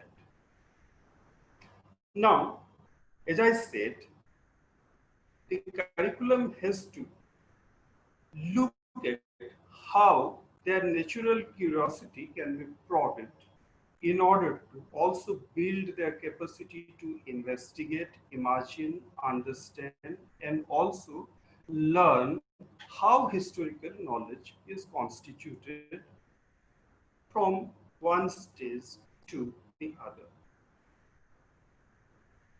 The new education policy had just been approved by the Union Cabinet. So it is trying to reimagine the stages of school education. But it is not very far removed from the kind of stages that we have had so far. So as we begin to impart a sense of discipline in the minds of the students, we clearly understood that the right time to begin this is the upper primary stage. And this stage began with class 6, and it takes about 2 to 3 years time. And then as the students enter into the next stage, that is secondary stage, they develop cognitive abilities in order to brace for a understanding that is multidimensional of any fact. The term fact is important because in history we come across this term very repeatedly. So how is a historical fact different from any fact of life? So at the upper primary stage, the concern is to provide a general idea of the developments of history which is experienced in the immediate environment of the students. The best place to begin this is, of course, their own history. In India, because of a historical process, we have all come to understand that there is a very geographic specific historical development, and as these developments get connected to each other, what we get is an all India level of historical experience. And hence, in the upper primary stage, the focus is, of course, to understand Indian history and its developments.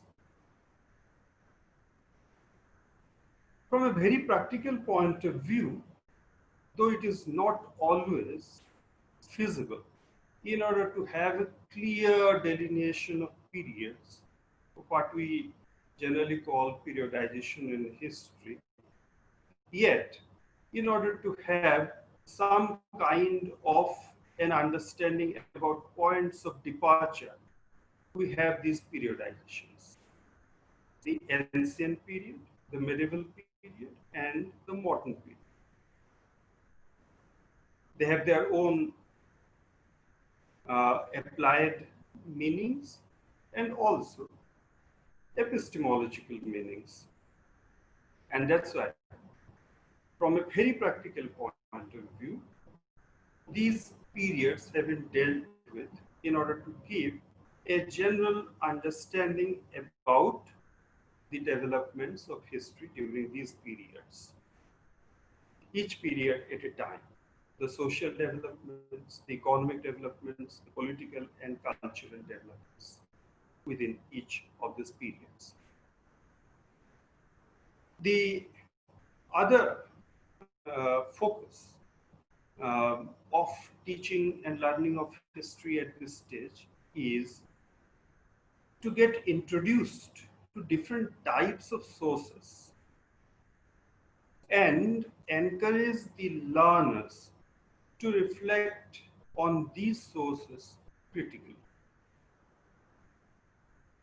There are different kinds of sources. So historians have already dwelt on these. So now the most important thing is, how do historians handle or read these sources in order to frame a general narrative and present it before the readers in order to give a sense of what actually happened in the past or the stories of the past. So there is this very important aspect of looking at the sources, to reflect on them. Then the other objective is to create a sense of historical diversity by providing a broad overview, but also focusing simultaneously on a case study. The general propensity among the historians is to present a story which is of a generalized account of what happened during a particular period of time. This is referred or understood as a reductionist approach. But it does not always hold good. Say, for example, somebody says that the practice of sati was very widespread during a particular point of time in the Indian subcontinent. But a closer examination of the sources that we have, whether they are literary sources or even their archaeological sources, they would not justify such a broad generalization of this particular practice. And even looking at the demography of that particular time, we can easily infer that it could not have been a generalized practice.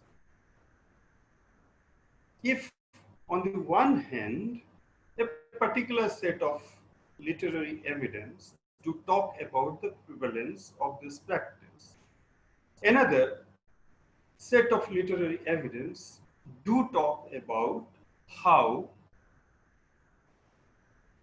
widows in specific households were leading very dignified and impressive life, generally even commanding the household activities around them. So we will have to look at the sources critically and focus on important case studies. The case studies assume importance also because this not only gives us an in-depth understanding of the phenomena, but also allows us to link such phenomena with developments that have been happening elsewhere, both in the context of time and space. That's why it becomes important for us to use important pedagogical tools such as historical atlases and also timelines.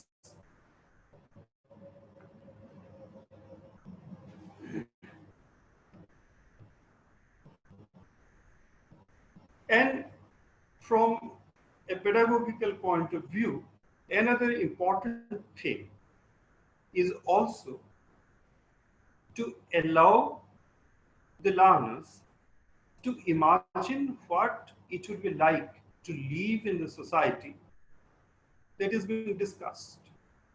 Or in other words, it is a very important pedagogical responsibility on the part of the historian to let the learner think historically.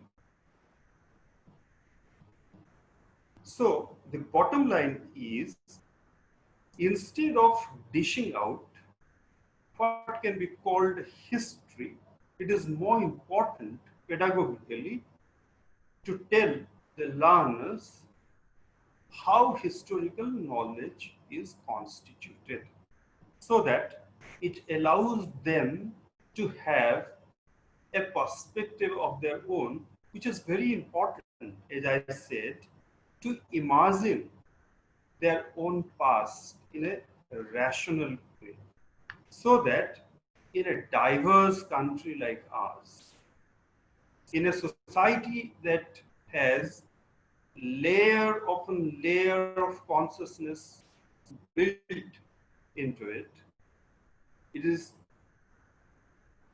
it would be enabling for them in order to have a sense of common citizenship, which is very important from the perspective of studying social science.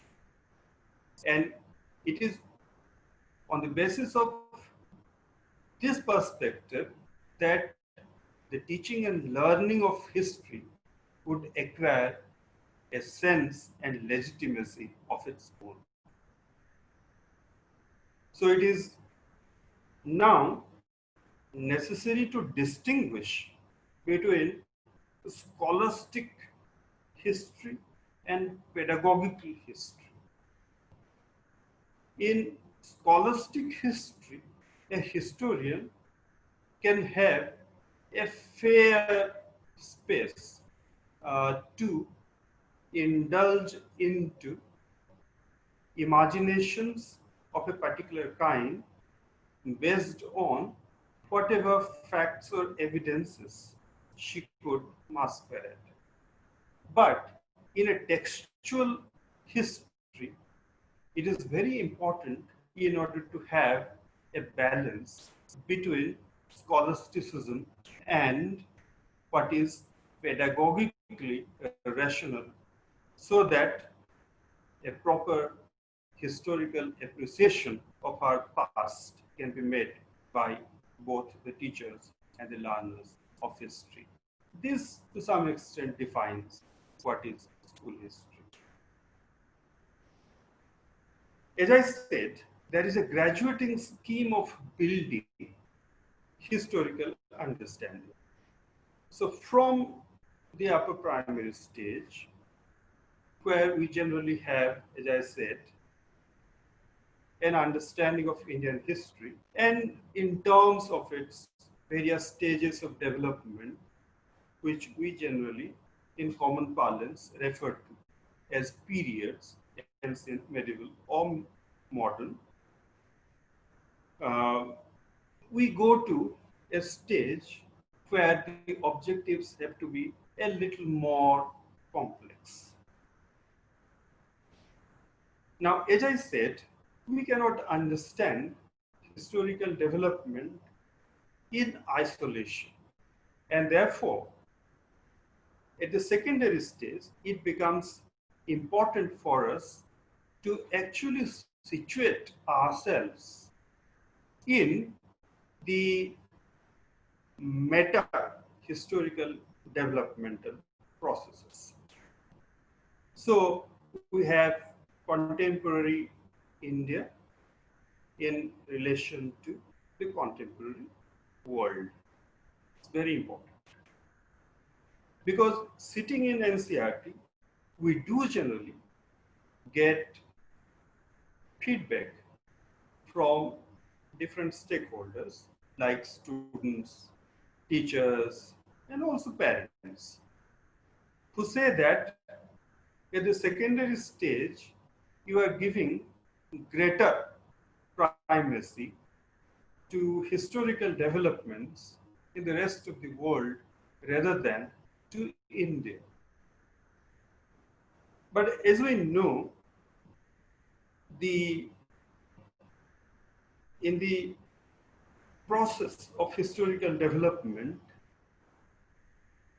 we have come to a point where it becomes extremely difficult to isolate India from the rest of the world.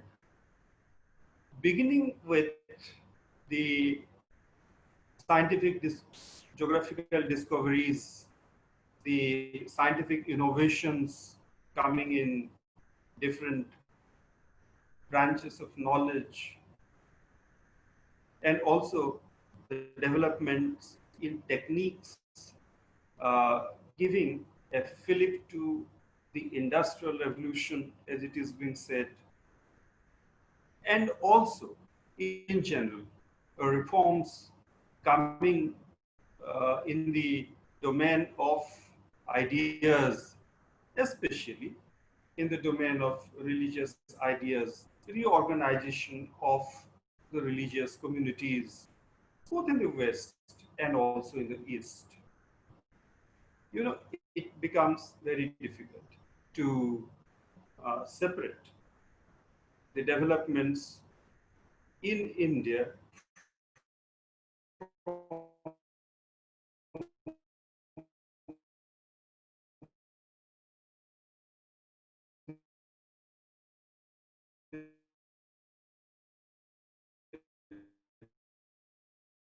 developments as were happening the secondary stage, that is class 9 and 10, are serially. The first is to make students understand how developments in other parts of the world, particularly in the West, was very closely linked to the developments that were happening in the so-called colonies at the time. The making of the modern world itself was a very important dimension of understanding these linkages. So now, the ideas like liberty, democracy, freedom, and also anti-democratic ideas like fascism, racism, and communalism, etc. These were developing with such intensity and of such magnitude that they were almost overwhelming the entire humanity at the time. So there is no way one could play safe by saying that this is our history and that is their history. So now we also need to understand how different social groups confronted and shaped the changes that were experienced so intimately in diverse aspects of life, whether they were the social aspect or the economic aspect or even the cultural aspects. A very important aspect of understanding such changes is also to recognize how issues of culture and identity also found a lot more articulation during this period. As we all know, as a consequence of the changes which were coming about, we also had a phenomenal rise in sense of nationalism coming in different parts of the world. So in India, it played out in a very significant way. India also, in a sense, became a kind of pioneer in giving articulation to a new sense of nationalism. Almost kind of giving it a spin, because until then, in the West, nationalism was too ethnic. But coming to India, nationalism became a possibility in a much more plural society and a plural culture. Of course, how this nationalism was understood, how the sense of belonging to a common nationhood was understood by various segments of the population is important for students to understand. So, the primary objective, as I stated during the secondary stage, is to understand all these issues, make interconnections between these issues, and acquire an understanding which is wholesome but also critical. Going from there, at the higher secondary stage, where generally it is being said that the students are being prepared for their collegiate and university level education, or where the students are prepared in order to go for higher studies in the disciplines in which they are very interested. The focus is to not look at a chronologically ordered history, or to look at, as I said earlier, a reductionist understanding of history, but to emphasize on the understanding of history as a critical discipline, a process of inquiry, a way of knowing about the past, rather than just acquire sets of information chronologically arranged and giving us a common understanding about our own past.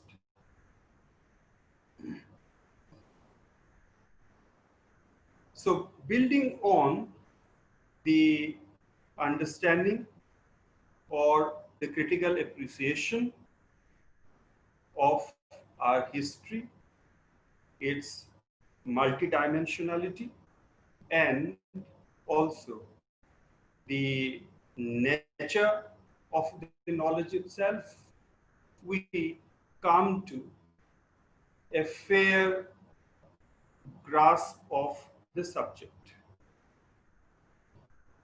Now, how can this all be done?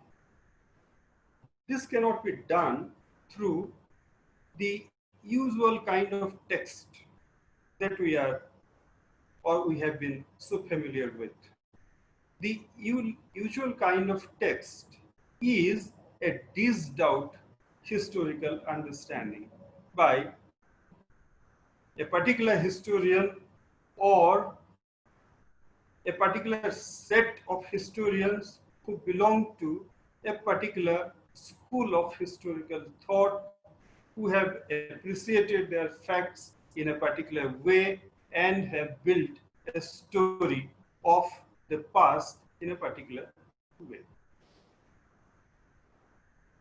Instead of doing this, as I said, that the discipline is about critically appreciate our own past experiences, we need to have a very dynamically activity-based teaching and learning system in this. So, instead of having broad narratives, what we require are the presentation of important sources. They are of different kinds, obviously. Illustrate them, how different historians have read those sources very differently and have come to different kinds of understandings. And then also prod the learners in order to think critically by giving them pedagogically interesting or innovative in-text and end-text questions. So you will have to also allow the learners to go for further reading.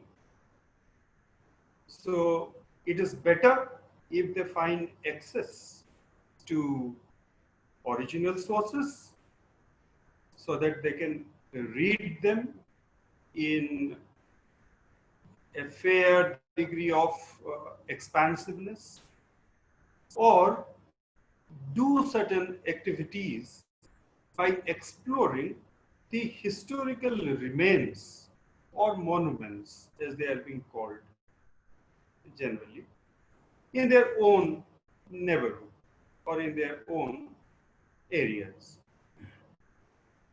It's always important to have an activity-based understanding of our past.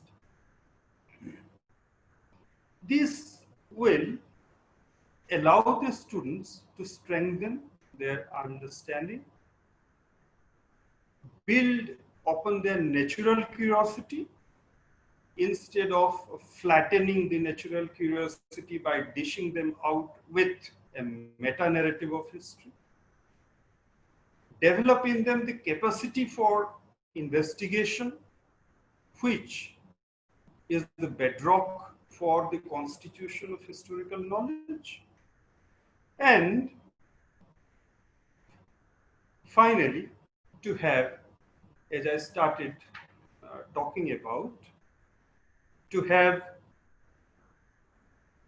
the nurturing of an overriding identity of nationhood, of global citizenship, informed by caring concerns within the democratic framework of the country and of the world as a whole. So, as I said, the pedagogical principles of the history curriculum is not to make either the teacher say this or the learner understand this, what history is, but how historical knowledge is constituted. Think historically, develop the requisite affinity with the subject, and imbibe those skills which enable the historians to gather, sort, and evaluate evidence to reconstruct the stories of our past. So, this is about the uh, curriculum and how this is based on the foundations of the pedagogic principles, which are of a universal character. But unfortunately, these things had not been implemented in our country for a very long time. Now, all this can be done through a process that is called pedagogically the process of constructing one's own knowledge.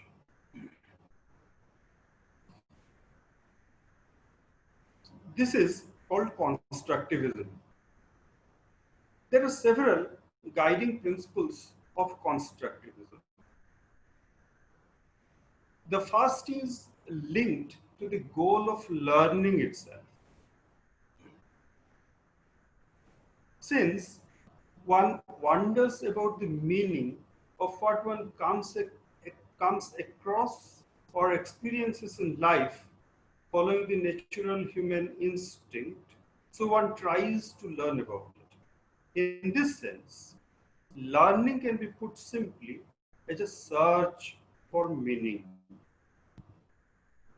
So it would be a travesty of the entire process of learning if a particular set of meaning or idea pertaining to any given fact or phenomenon is either kept repeated or sought to be imposed on the learners.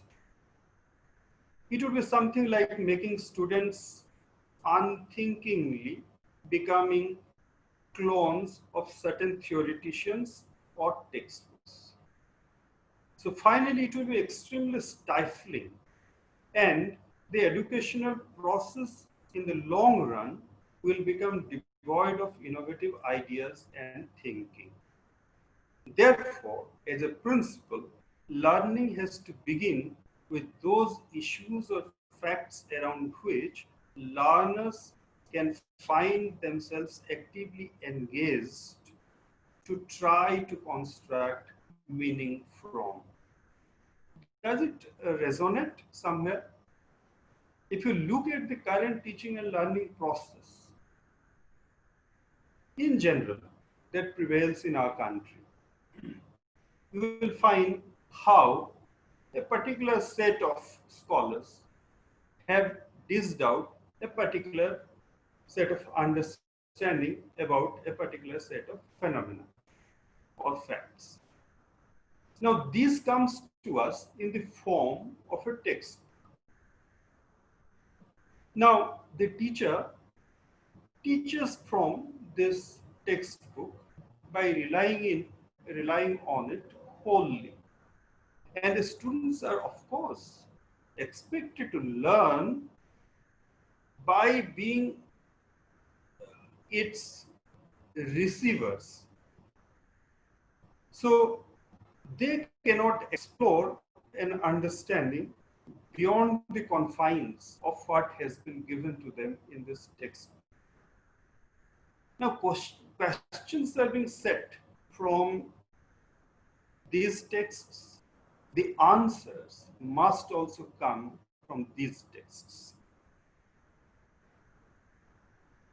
No wonder, therefore, when the teaching learning process actually happens in classroom situation, the teachers nowadays are generally referring to the students' notebooks, which should have had natural reflective understandings of the students themselves as copies, because they have to be copies. And in this general atmosphere of being copyists, so we cannot think about creating knowledge. So creation of knowledge is not possible if we become simply clones of each other or carbon copies of each other, which the present process of teaching and learning is emphasizing.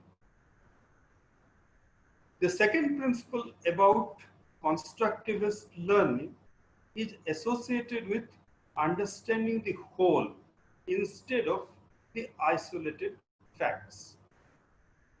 Many times, learners form ideas based on isolated facts in traditional methods of learning because they find it extremely difficult to cope with the enormous volume of information that generally they have to deal with. Generally, it's not possible for any particular learner to memorize or to process so much of information. And that's why the learning process becomes so overwhelming, so stressful. So in order to make the learning process more enjoyable and meaningful, the constructivism as a method or as a way relies on the understanding of the basic concepts in their entirety, then leaving individual pieces of information to be understood by the learners according to their own capacities. This is very important because as you look at the new education policy, which has been approved by the Union Cabinet, as I said, it talks about providing students opportunity to choose their own areas of study. Suppose it becomes necessary for a particular learner to see how principles in physics could be applied to sports, then it becomes more meaningful for that learner in order to also learn physical education alongside physics. You might be knowing very well how history as a discipline has been enriched by historians who came from different disciplines such as mathematics, environmental science, economics, and also natural sciences, even medicine. So these are very important ways of developing in-depth understanding into specific phenomenon. Today, it becomes very difficult for us to come to any kind of definitive understanding about, say, for example, why such a developed civilization, such as the Indus Valley civilization, had to meet the fate that it had. We are still too much of we are still having too much of a tentativeness about our understanding of the end of this phenomenal civilization. That is precisely because we require the help of natural sciences in order to make us actually understand the reasons for its decline. Now, if we try to keep history as a straight-jacketed discipline and the methodology that we have set for it, for its investigation or inquiry, without expanding it to bring in the methodologies of investigations into phenomena which have been developed in other disciplines, especially in the natural sciences, our understanding would remain tentative for a long, long time to come. And the third principle of constructivism, therefore, emphasizes on innovative methods of teaching and the evaluation process. To begin with, the teachers have to come to terms with the fact that they are dealing with thinking beings who have an inherent capacity to make assumptions, and on the basis of such assumptions, to understand facts. This realization would bring about a necessary change in the methods of transacting the curriculum.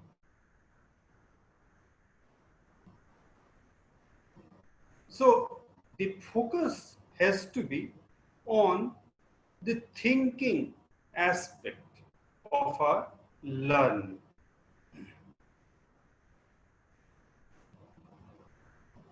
In reference to constructivism, I would also like to suggest to the participants, those particularly who are doing their bachelor's in education, to study a book with the title The Case for Constructivist Classrooms, authored by Jacobelline and Martin Brooks. So this will give them a fair bit of understanding about what should be the teacher's role. So the teacher's role has to be very different.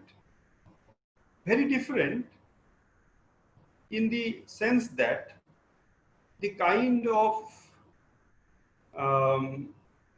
narrowness which it has fallen to in recent decades, rather than in the ancient past. Because teachers in our long gone past used to be reflective teachers. They used to tailor teaching methods, keeping in mind the propensities, the mental or intellectual propensities of the learners and their capacity also to investigate into phenomena. So, under constructivism, the role of the teacher has in fact become that it's some kind of, in Indian context particularly speaking, it has become some kind of a revivalist way of teaching and learning. Many a times we generally say that whatever we had in the uh, long gone past is outdated, obscurantist, and superstitious, and we did not have to take recourse to them. But generally, we forget that education was always in India a free enterprise. Even if you look at the British time, in different provinces, apart from a few schools which were set up by the British India government, largely the education was a free enterprise. People were the masters of what they were to learn and how they would learn and from whom they would learn. Perhaps if you look at the educational scenario in some of the developed countries where our students in their thousands going every year to study, you will find a similar kind of situation prevailing. So a free enterprise. But that's a different issue to be discussed and debated. So I am not getting into it in this particular session. So the teacher's role have to be tailored to critical pedagogy, and critical pedagogy relies on reflective teaching. So for example, when we say, generally these are cliched statements, when we say that the Indian mind was colonized, and we generally fall for such kind of a cliched statement. But if our minds were really colonized, we would not be living so independently, we would not be thinking so independently as we have always been doing and as we are doing even today. Indian society would have become a kind of monolith, a moronic monolith, like in many other colonies societies became, but it did not. So we have to critically look at such kind of cliched statements and their underpinnings. Another very interesting essay written by Joy Amulya from the Center for Reflective Community Practice in Massachusetts Institute of Technology would be a would be an interesting reading for the participants. So, based on these, we can devise a teaching strategy. Now, what kind of a teaching strategy we would adopt? Generally, while doing our bachelor's or master's in education, we are asked to prepare lesson plans. Let me clarify that I am not a person with an educational background. I am out and out a history person, but based on my experience and experiments with pedagogy, I would rather give you an unconventional way of devising a teaching strategy. First, the teaching strategy should emphasize on the desirability of representing genders, racial, ethnic, cultural, and religious groups without bias or stereotypes. This is very important. Very important. Because the moment we fall for stereotypes, the entire reductionist way of constructing our past becomes a deviant narrative. Say, for example, generally it has been given to us to understand that so and so monopolized knowledge. But how then were these magnificent monuments, historical monuments, were built? By whom? The works of scholar historians, particularly of the kind of art historians that we have had, like Ananda Kumarasamy, they have made us understand that unless you have meditated on the philosophical dimensions of truth envisaged in high philosophies like Advaita, Vedanta, it would not be possible for you to sculpt an image.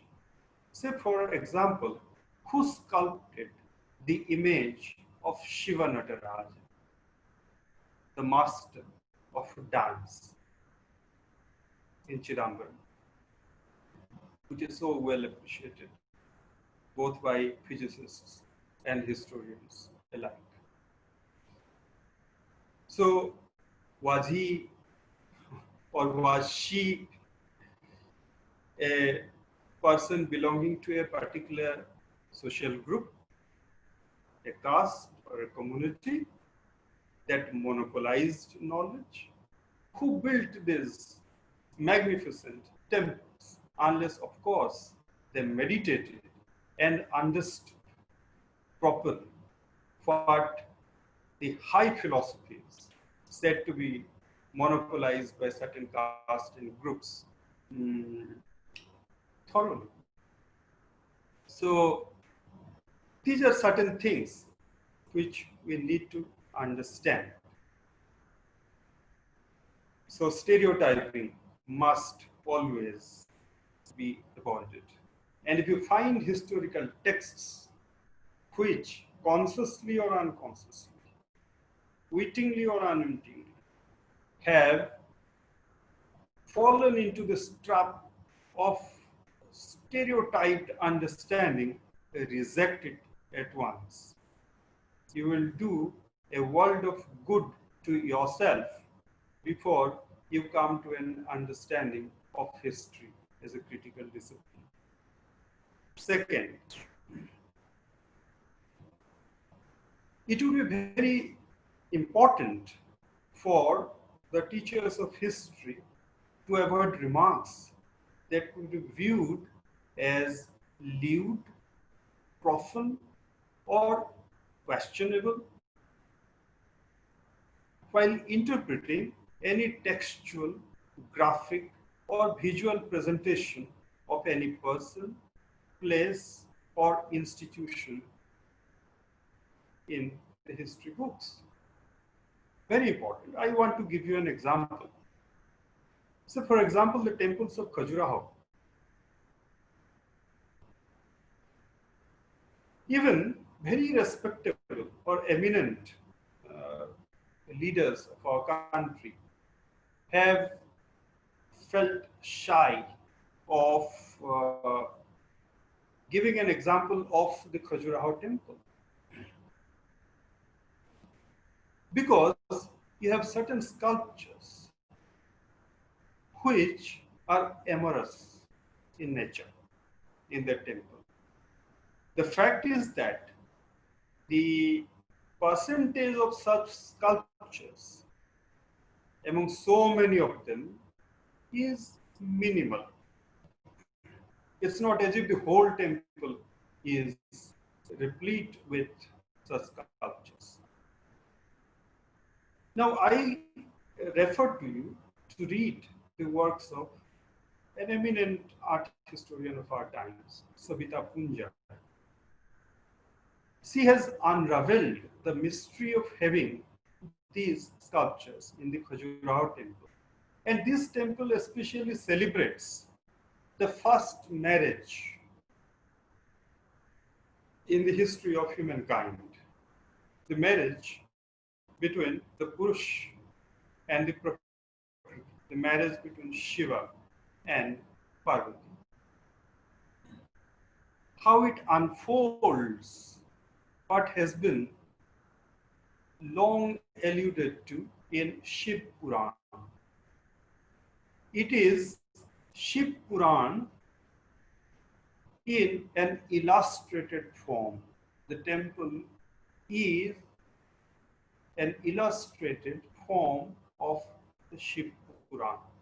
And hence, while teaching history or giving reference to any person, place, or institution or on monument, it's essential for us first to reflect on what we are going to talk rather than pass a lewd, profane, or at the very least, a questionable statement. As teaching strategy must keep this in mind. Third, another very important aspect of pedagogically teaching history is to desist from encouraging violence as a student engagement strategy while discussing any historical phenomenon. In recent years, we have seen how even concepts such as nationalism has been used in order to politically mobilize opinion in our country. And this has happened from the portals of very well-respected academic institutions. These must be thoroughly resisted by the teachers of history.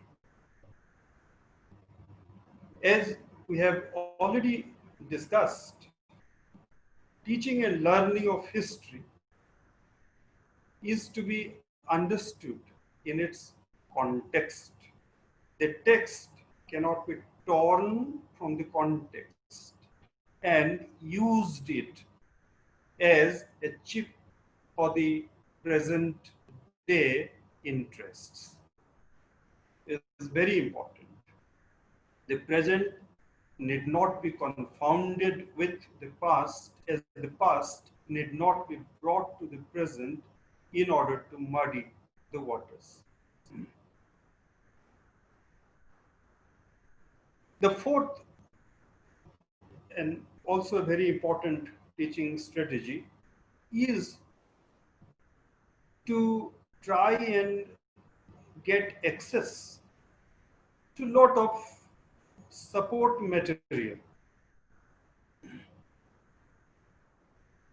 One can gather these from oral sources or perspectives obtained from recent researches to encourage learners to appreciate the underlying import of the sources themselves and also the readings, how these have been made based on those sources, in order to unravel the values and big ideas underlying historical events, issues of social concern, and also matters of general interest.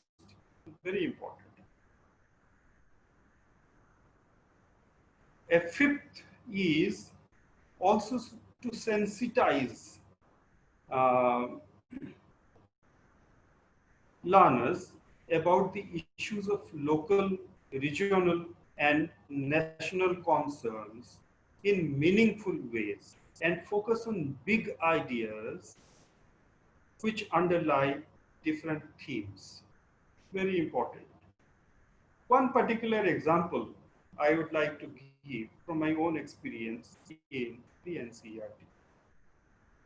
So now there is a certain school of historical thought where it is said that for an objective appreciation of historical facts, honorifics should not be used. Say, for example, if you refer to Bal Gangadhar Tilak, you must refer to him as a historical person going by the name of Bal Gangadhar Tilak. Say, for example, you cannot use the honorific Lokmanya Bal Gangadhar Tilak. Similarly, if you are referring to, say, for example, Nanak, you must refer to him as Nanak and not Guru Nanak. Guru is an honorific. Now, here the learner comes with some kind of a prior understanding about these personalities. So, it does not trivialize history if you build on that prior knowledge of the student.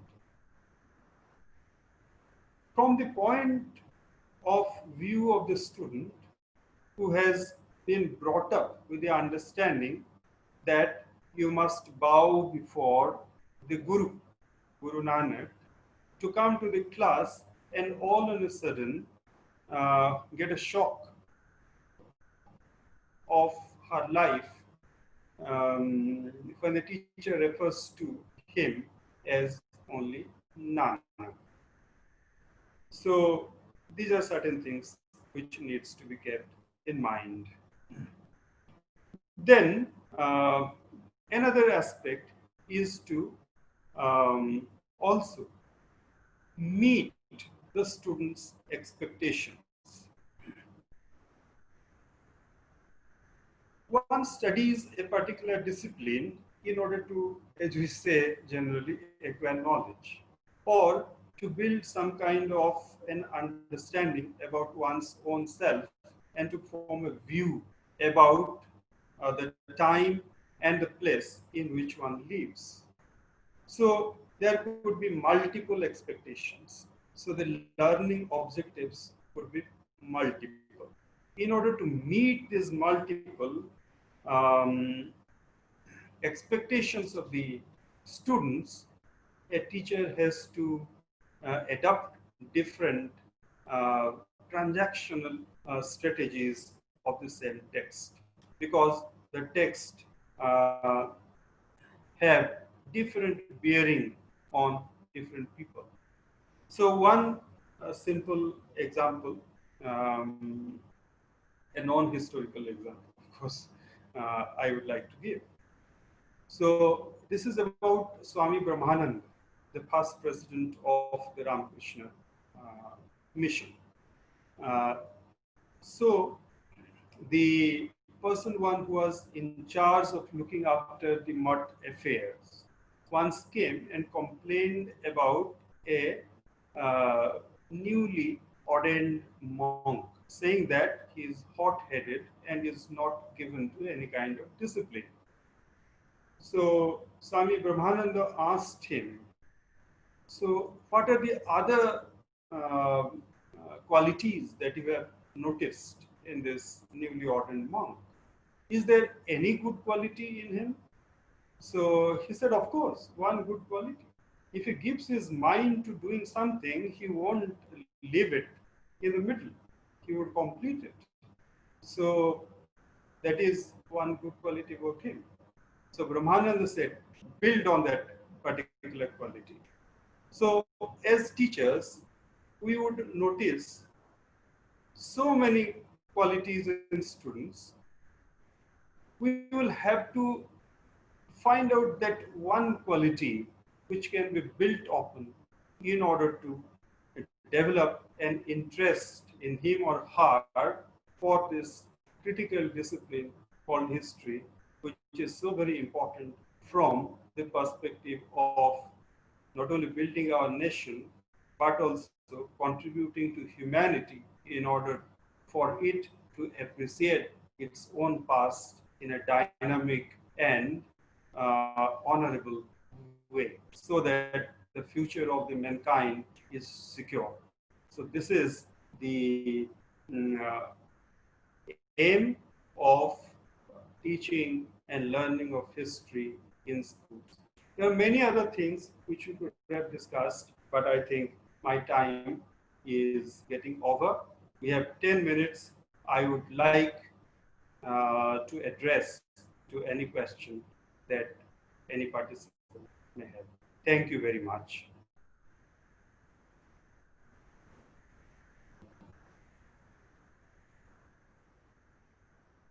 Am I audible? Thank you, Dr. Mandal, for such a wonderful presentation. It's a vast piece of knowledge that you shared with all of us.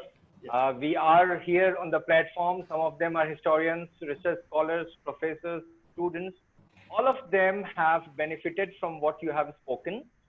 I would definitely invite people to ask questions. You can write your questions on the link, and then we can share the questions with the eminent personality with us. If you have any such questions, please write your questions down so that we can ask him and have him addressed to the house. Okay, in the meanwhile, I would have a small query, Dr. Mandal. Yeah. The query is, as you are sitting in a place where I see it's the most important bridge between the students who have passed, who are passing out, and students who are entering into a new phase of life, academic life. Where do you see the role of historians? Because we, the historians, despite the fact that we are some of the historians, we have some new historians who have cropped up without reading history. We have WhatsApp historians, we have Facebook historians, we have fabricated, concocted historians. So we have become a potpourri, a mix of a very, very bad mix of good and bad historians. How do you solve this problem? I mean, this is a major problem that we face.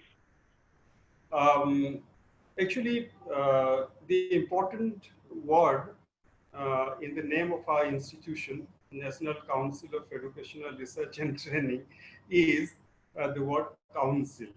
So, council is actually a platform where people with expertise in their own areas of knowledge do come, share their ideas, and agree on certain fundamentals.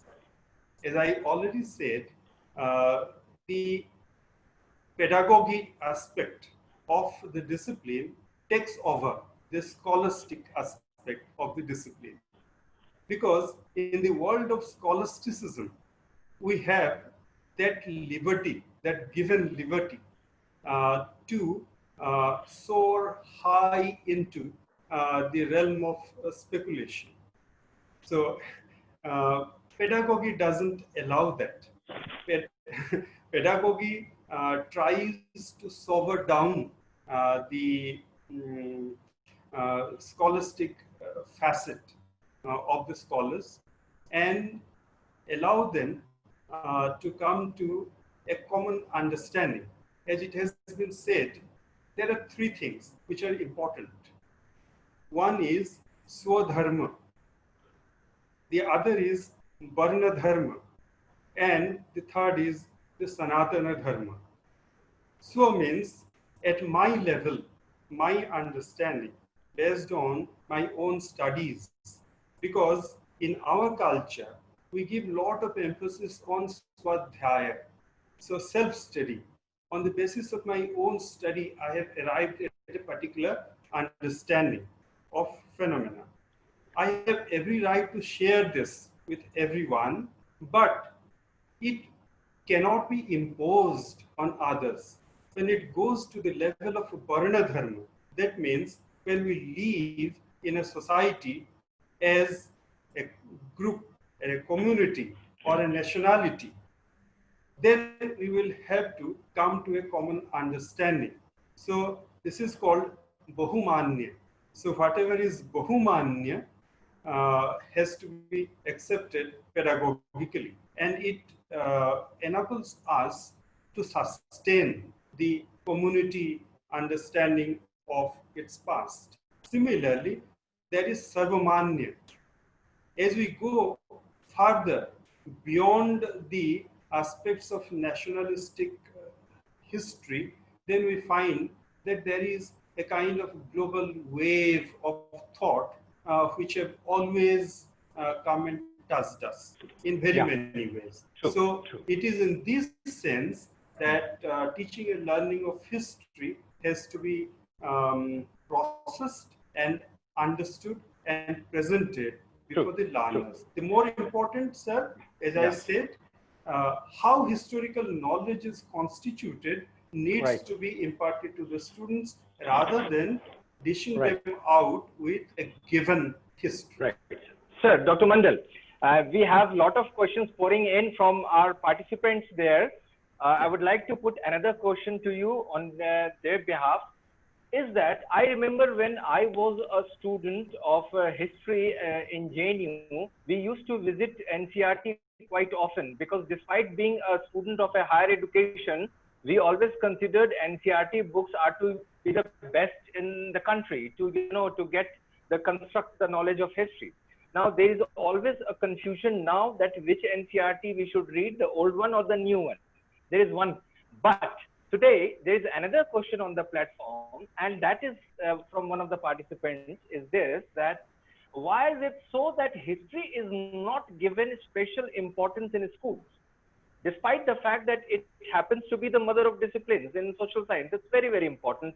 Society is there, economy is there, polity is there, mindset is there. Still, history is not given importance in school. This is one of the questions, Dr. Mandal. Yeah, actually, the second question that you said is a very legitimate question. Up to class 10th, as you know, what we had was social science in general, and social science had 4 disciplines: history, political science, economics, and of course, to some extent, geography, and some extent sociology. So now, if 100 is the overall marks that is allotted to this humongous discipline, then history somehow gets shortchanged. Now, with the new education policy coming in, we are going to devise ways and means in order to bring history to the foreground and to make it a discipline in its own right, so that the students those who are interested in this particular subject will study it.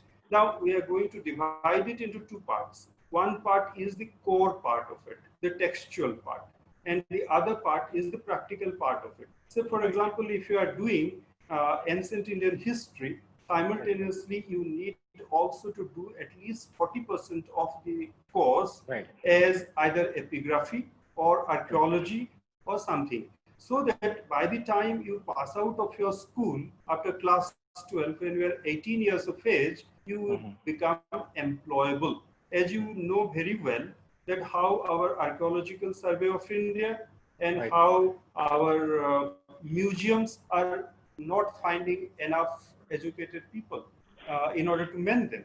So people need not have to go to universities in order to learn archaeology or epigraphy or develop competency in different language in order to access sources. So we could have museologists, we could have archaeologists, we could have epigraphists, people who are specialized, or those who understand numismatics well. They can come out after the school itself. So this is the second part of the question. Okay. And the first part that you talked about is also very important. Look, pedagogy is a very dynamic field. So what we understood was what we had as history in our times in schools and also in colleges and universities were meta-history given to us based on the understanding of particular historians who we adored as some kind of rishis of history. Now, we are not very interested in such kind of meta-history. What we are interested is in to produce historian from amongst us. Those who do more history instead of read or learn history. Sure. Yes, sir. Okay. So thank you, Dr. Mandal. We still have a lot of questions for you, but I think we are running short of time. In the meanwhile, those who have joined this important discussion late, I would just brief you, update you that today we had two important discussions. One was by Dr. Smithi Segal, more like a motivator, historian motivator. And second was Dr. Mandal. He's been very, very informative. His knowledge is very vast. He started his whole discussion with the question is, why do we study history, and then what type of study do we do? And from there, he started talking of the curriculum development, and then he speaks of at length about the syllabi and the epistemological shift which is required to study history. This is what I may commit a few mistakes while discussing, but then this is by and large. He talked of another important part is history should not be taught in isolation. You know, in history, when we study the past, we have different social groups, regions, languages, people. They had the representations, and they must find their representation in the historical textbooks. And there should not be monopolization of history, what I suppose is quite right.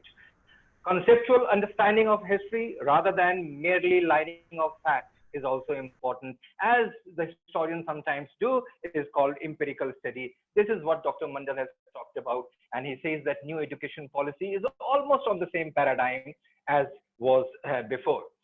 Then some of the points of history, when he talked that when we do the periodization of history, it should be the points of departure as paradigm for the periodization of history, which is very, very important. He also talks of historians handling of sources to construct history, but this is what actually they are doing. This is what a question is. He gave a beautiful example of the sati system not being widely prevalent, yet given importance, and then where widows commanding respect in family and society are overlooked. That is also very, very important to be researched by the historians and see. This is called the balanced approach of history. He talks of not a reductionist history, but to build a critical appreciation of the past. He says at the same time that history should be taught dynamically. And this dynamic history is important, should be based on activity-based history, illustrative history. He gave a beautiful example of Khajuraho. And let me tell you, Dr. Mandal, I made a documentary on Khajuraho, which got 12 international awards, including one Dada Saheb Phalke. This is called Whispering Walls of Khajuraho. And this is the theme on which I worked, that where 10% of the pictures are amorous, or the carvings are amorous, we should not build a generalization on it. It was a women empowerment, women at the core of the society during the feudal age. He also offered paradigm and said that we should explore and analyze history. Then the last two themes that he talked about are very important. The first one was the role of a teacher, and in that he should be the critically analyzed person. And the second, when he talked at length, is called teaching strategies, and where he talks of a number of points and says that teaching strategies should be followed. So this is what Dr. Mandal has presented today, a very, very useful information that he imparted with us. Thank you, Dr. Mandal, for being with us on this platform. And thank you, Dr. Kaash Jadhav, for giving us this opportunity to have this session here on behalf of Kaash Foundation, Mumbai. All the participants and all the volunteers are there. Over to Pamela.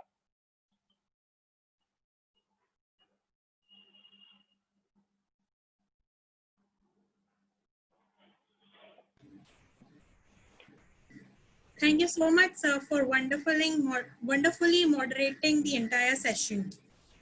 I also would like to thank our resource persons for today, Dr. Smithi Segal and Dr. Pratyusha Marmandal, for gracing the session with their esteemed presence.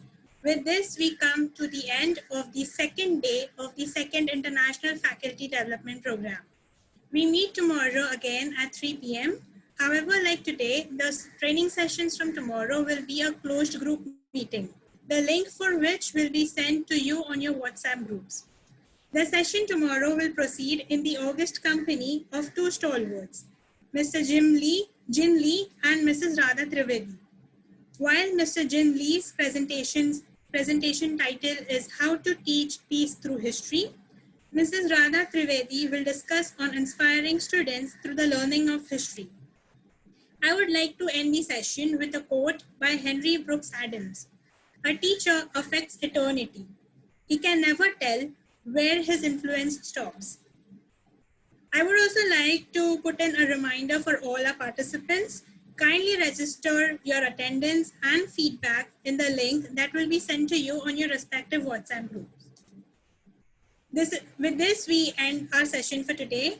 This is Tamla Dhonde, team member of Kaash Foundation, signing off. Thank you.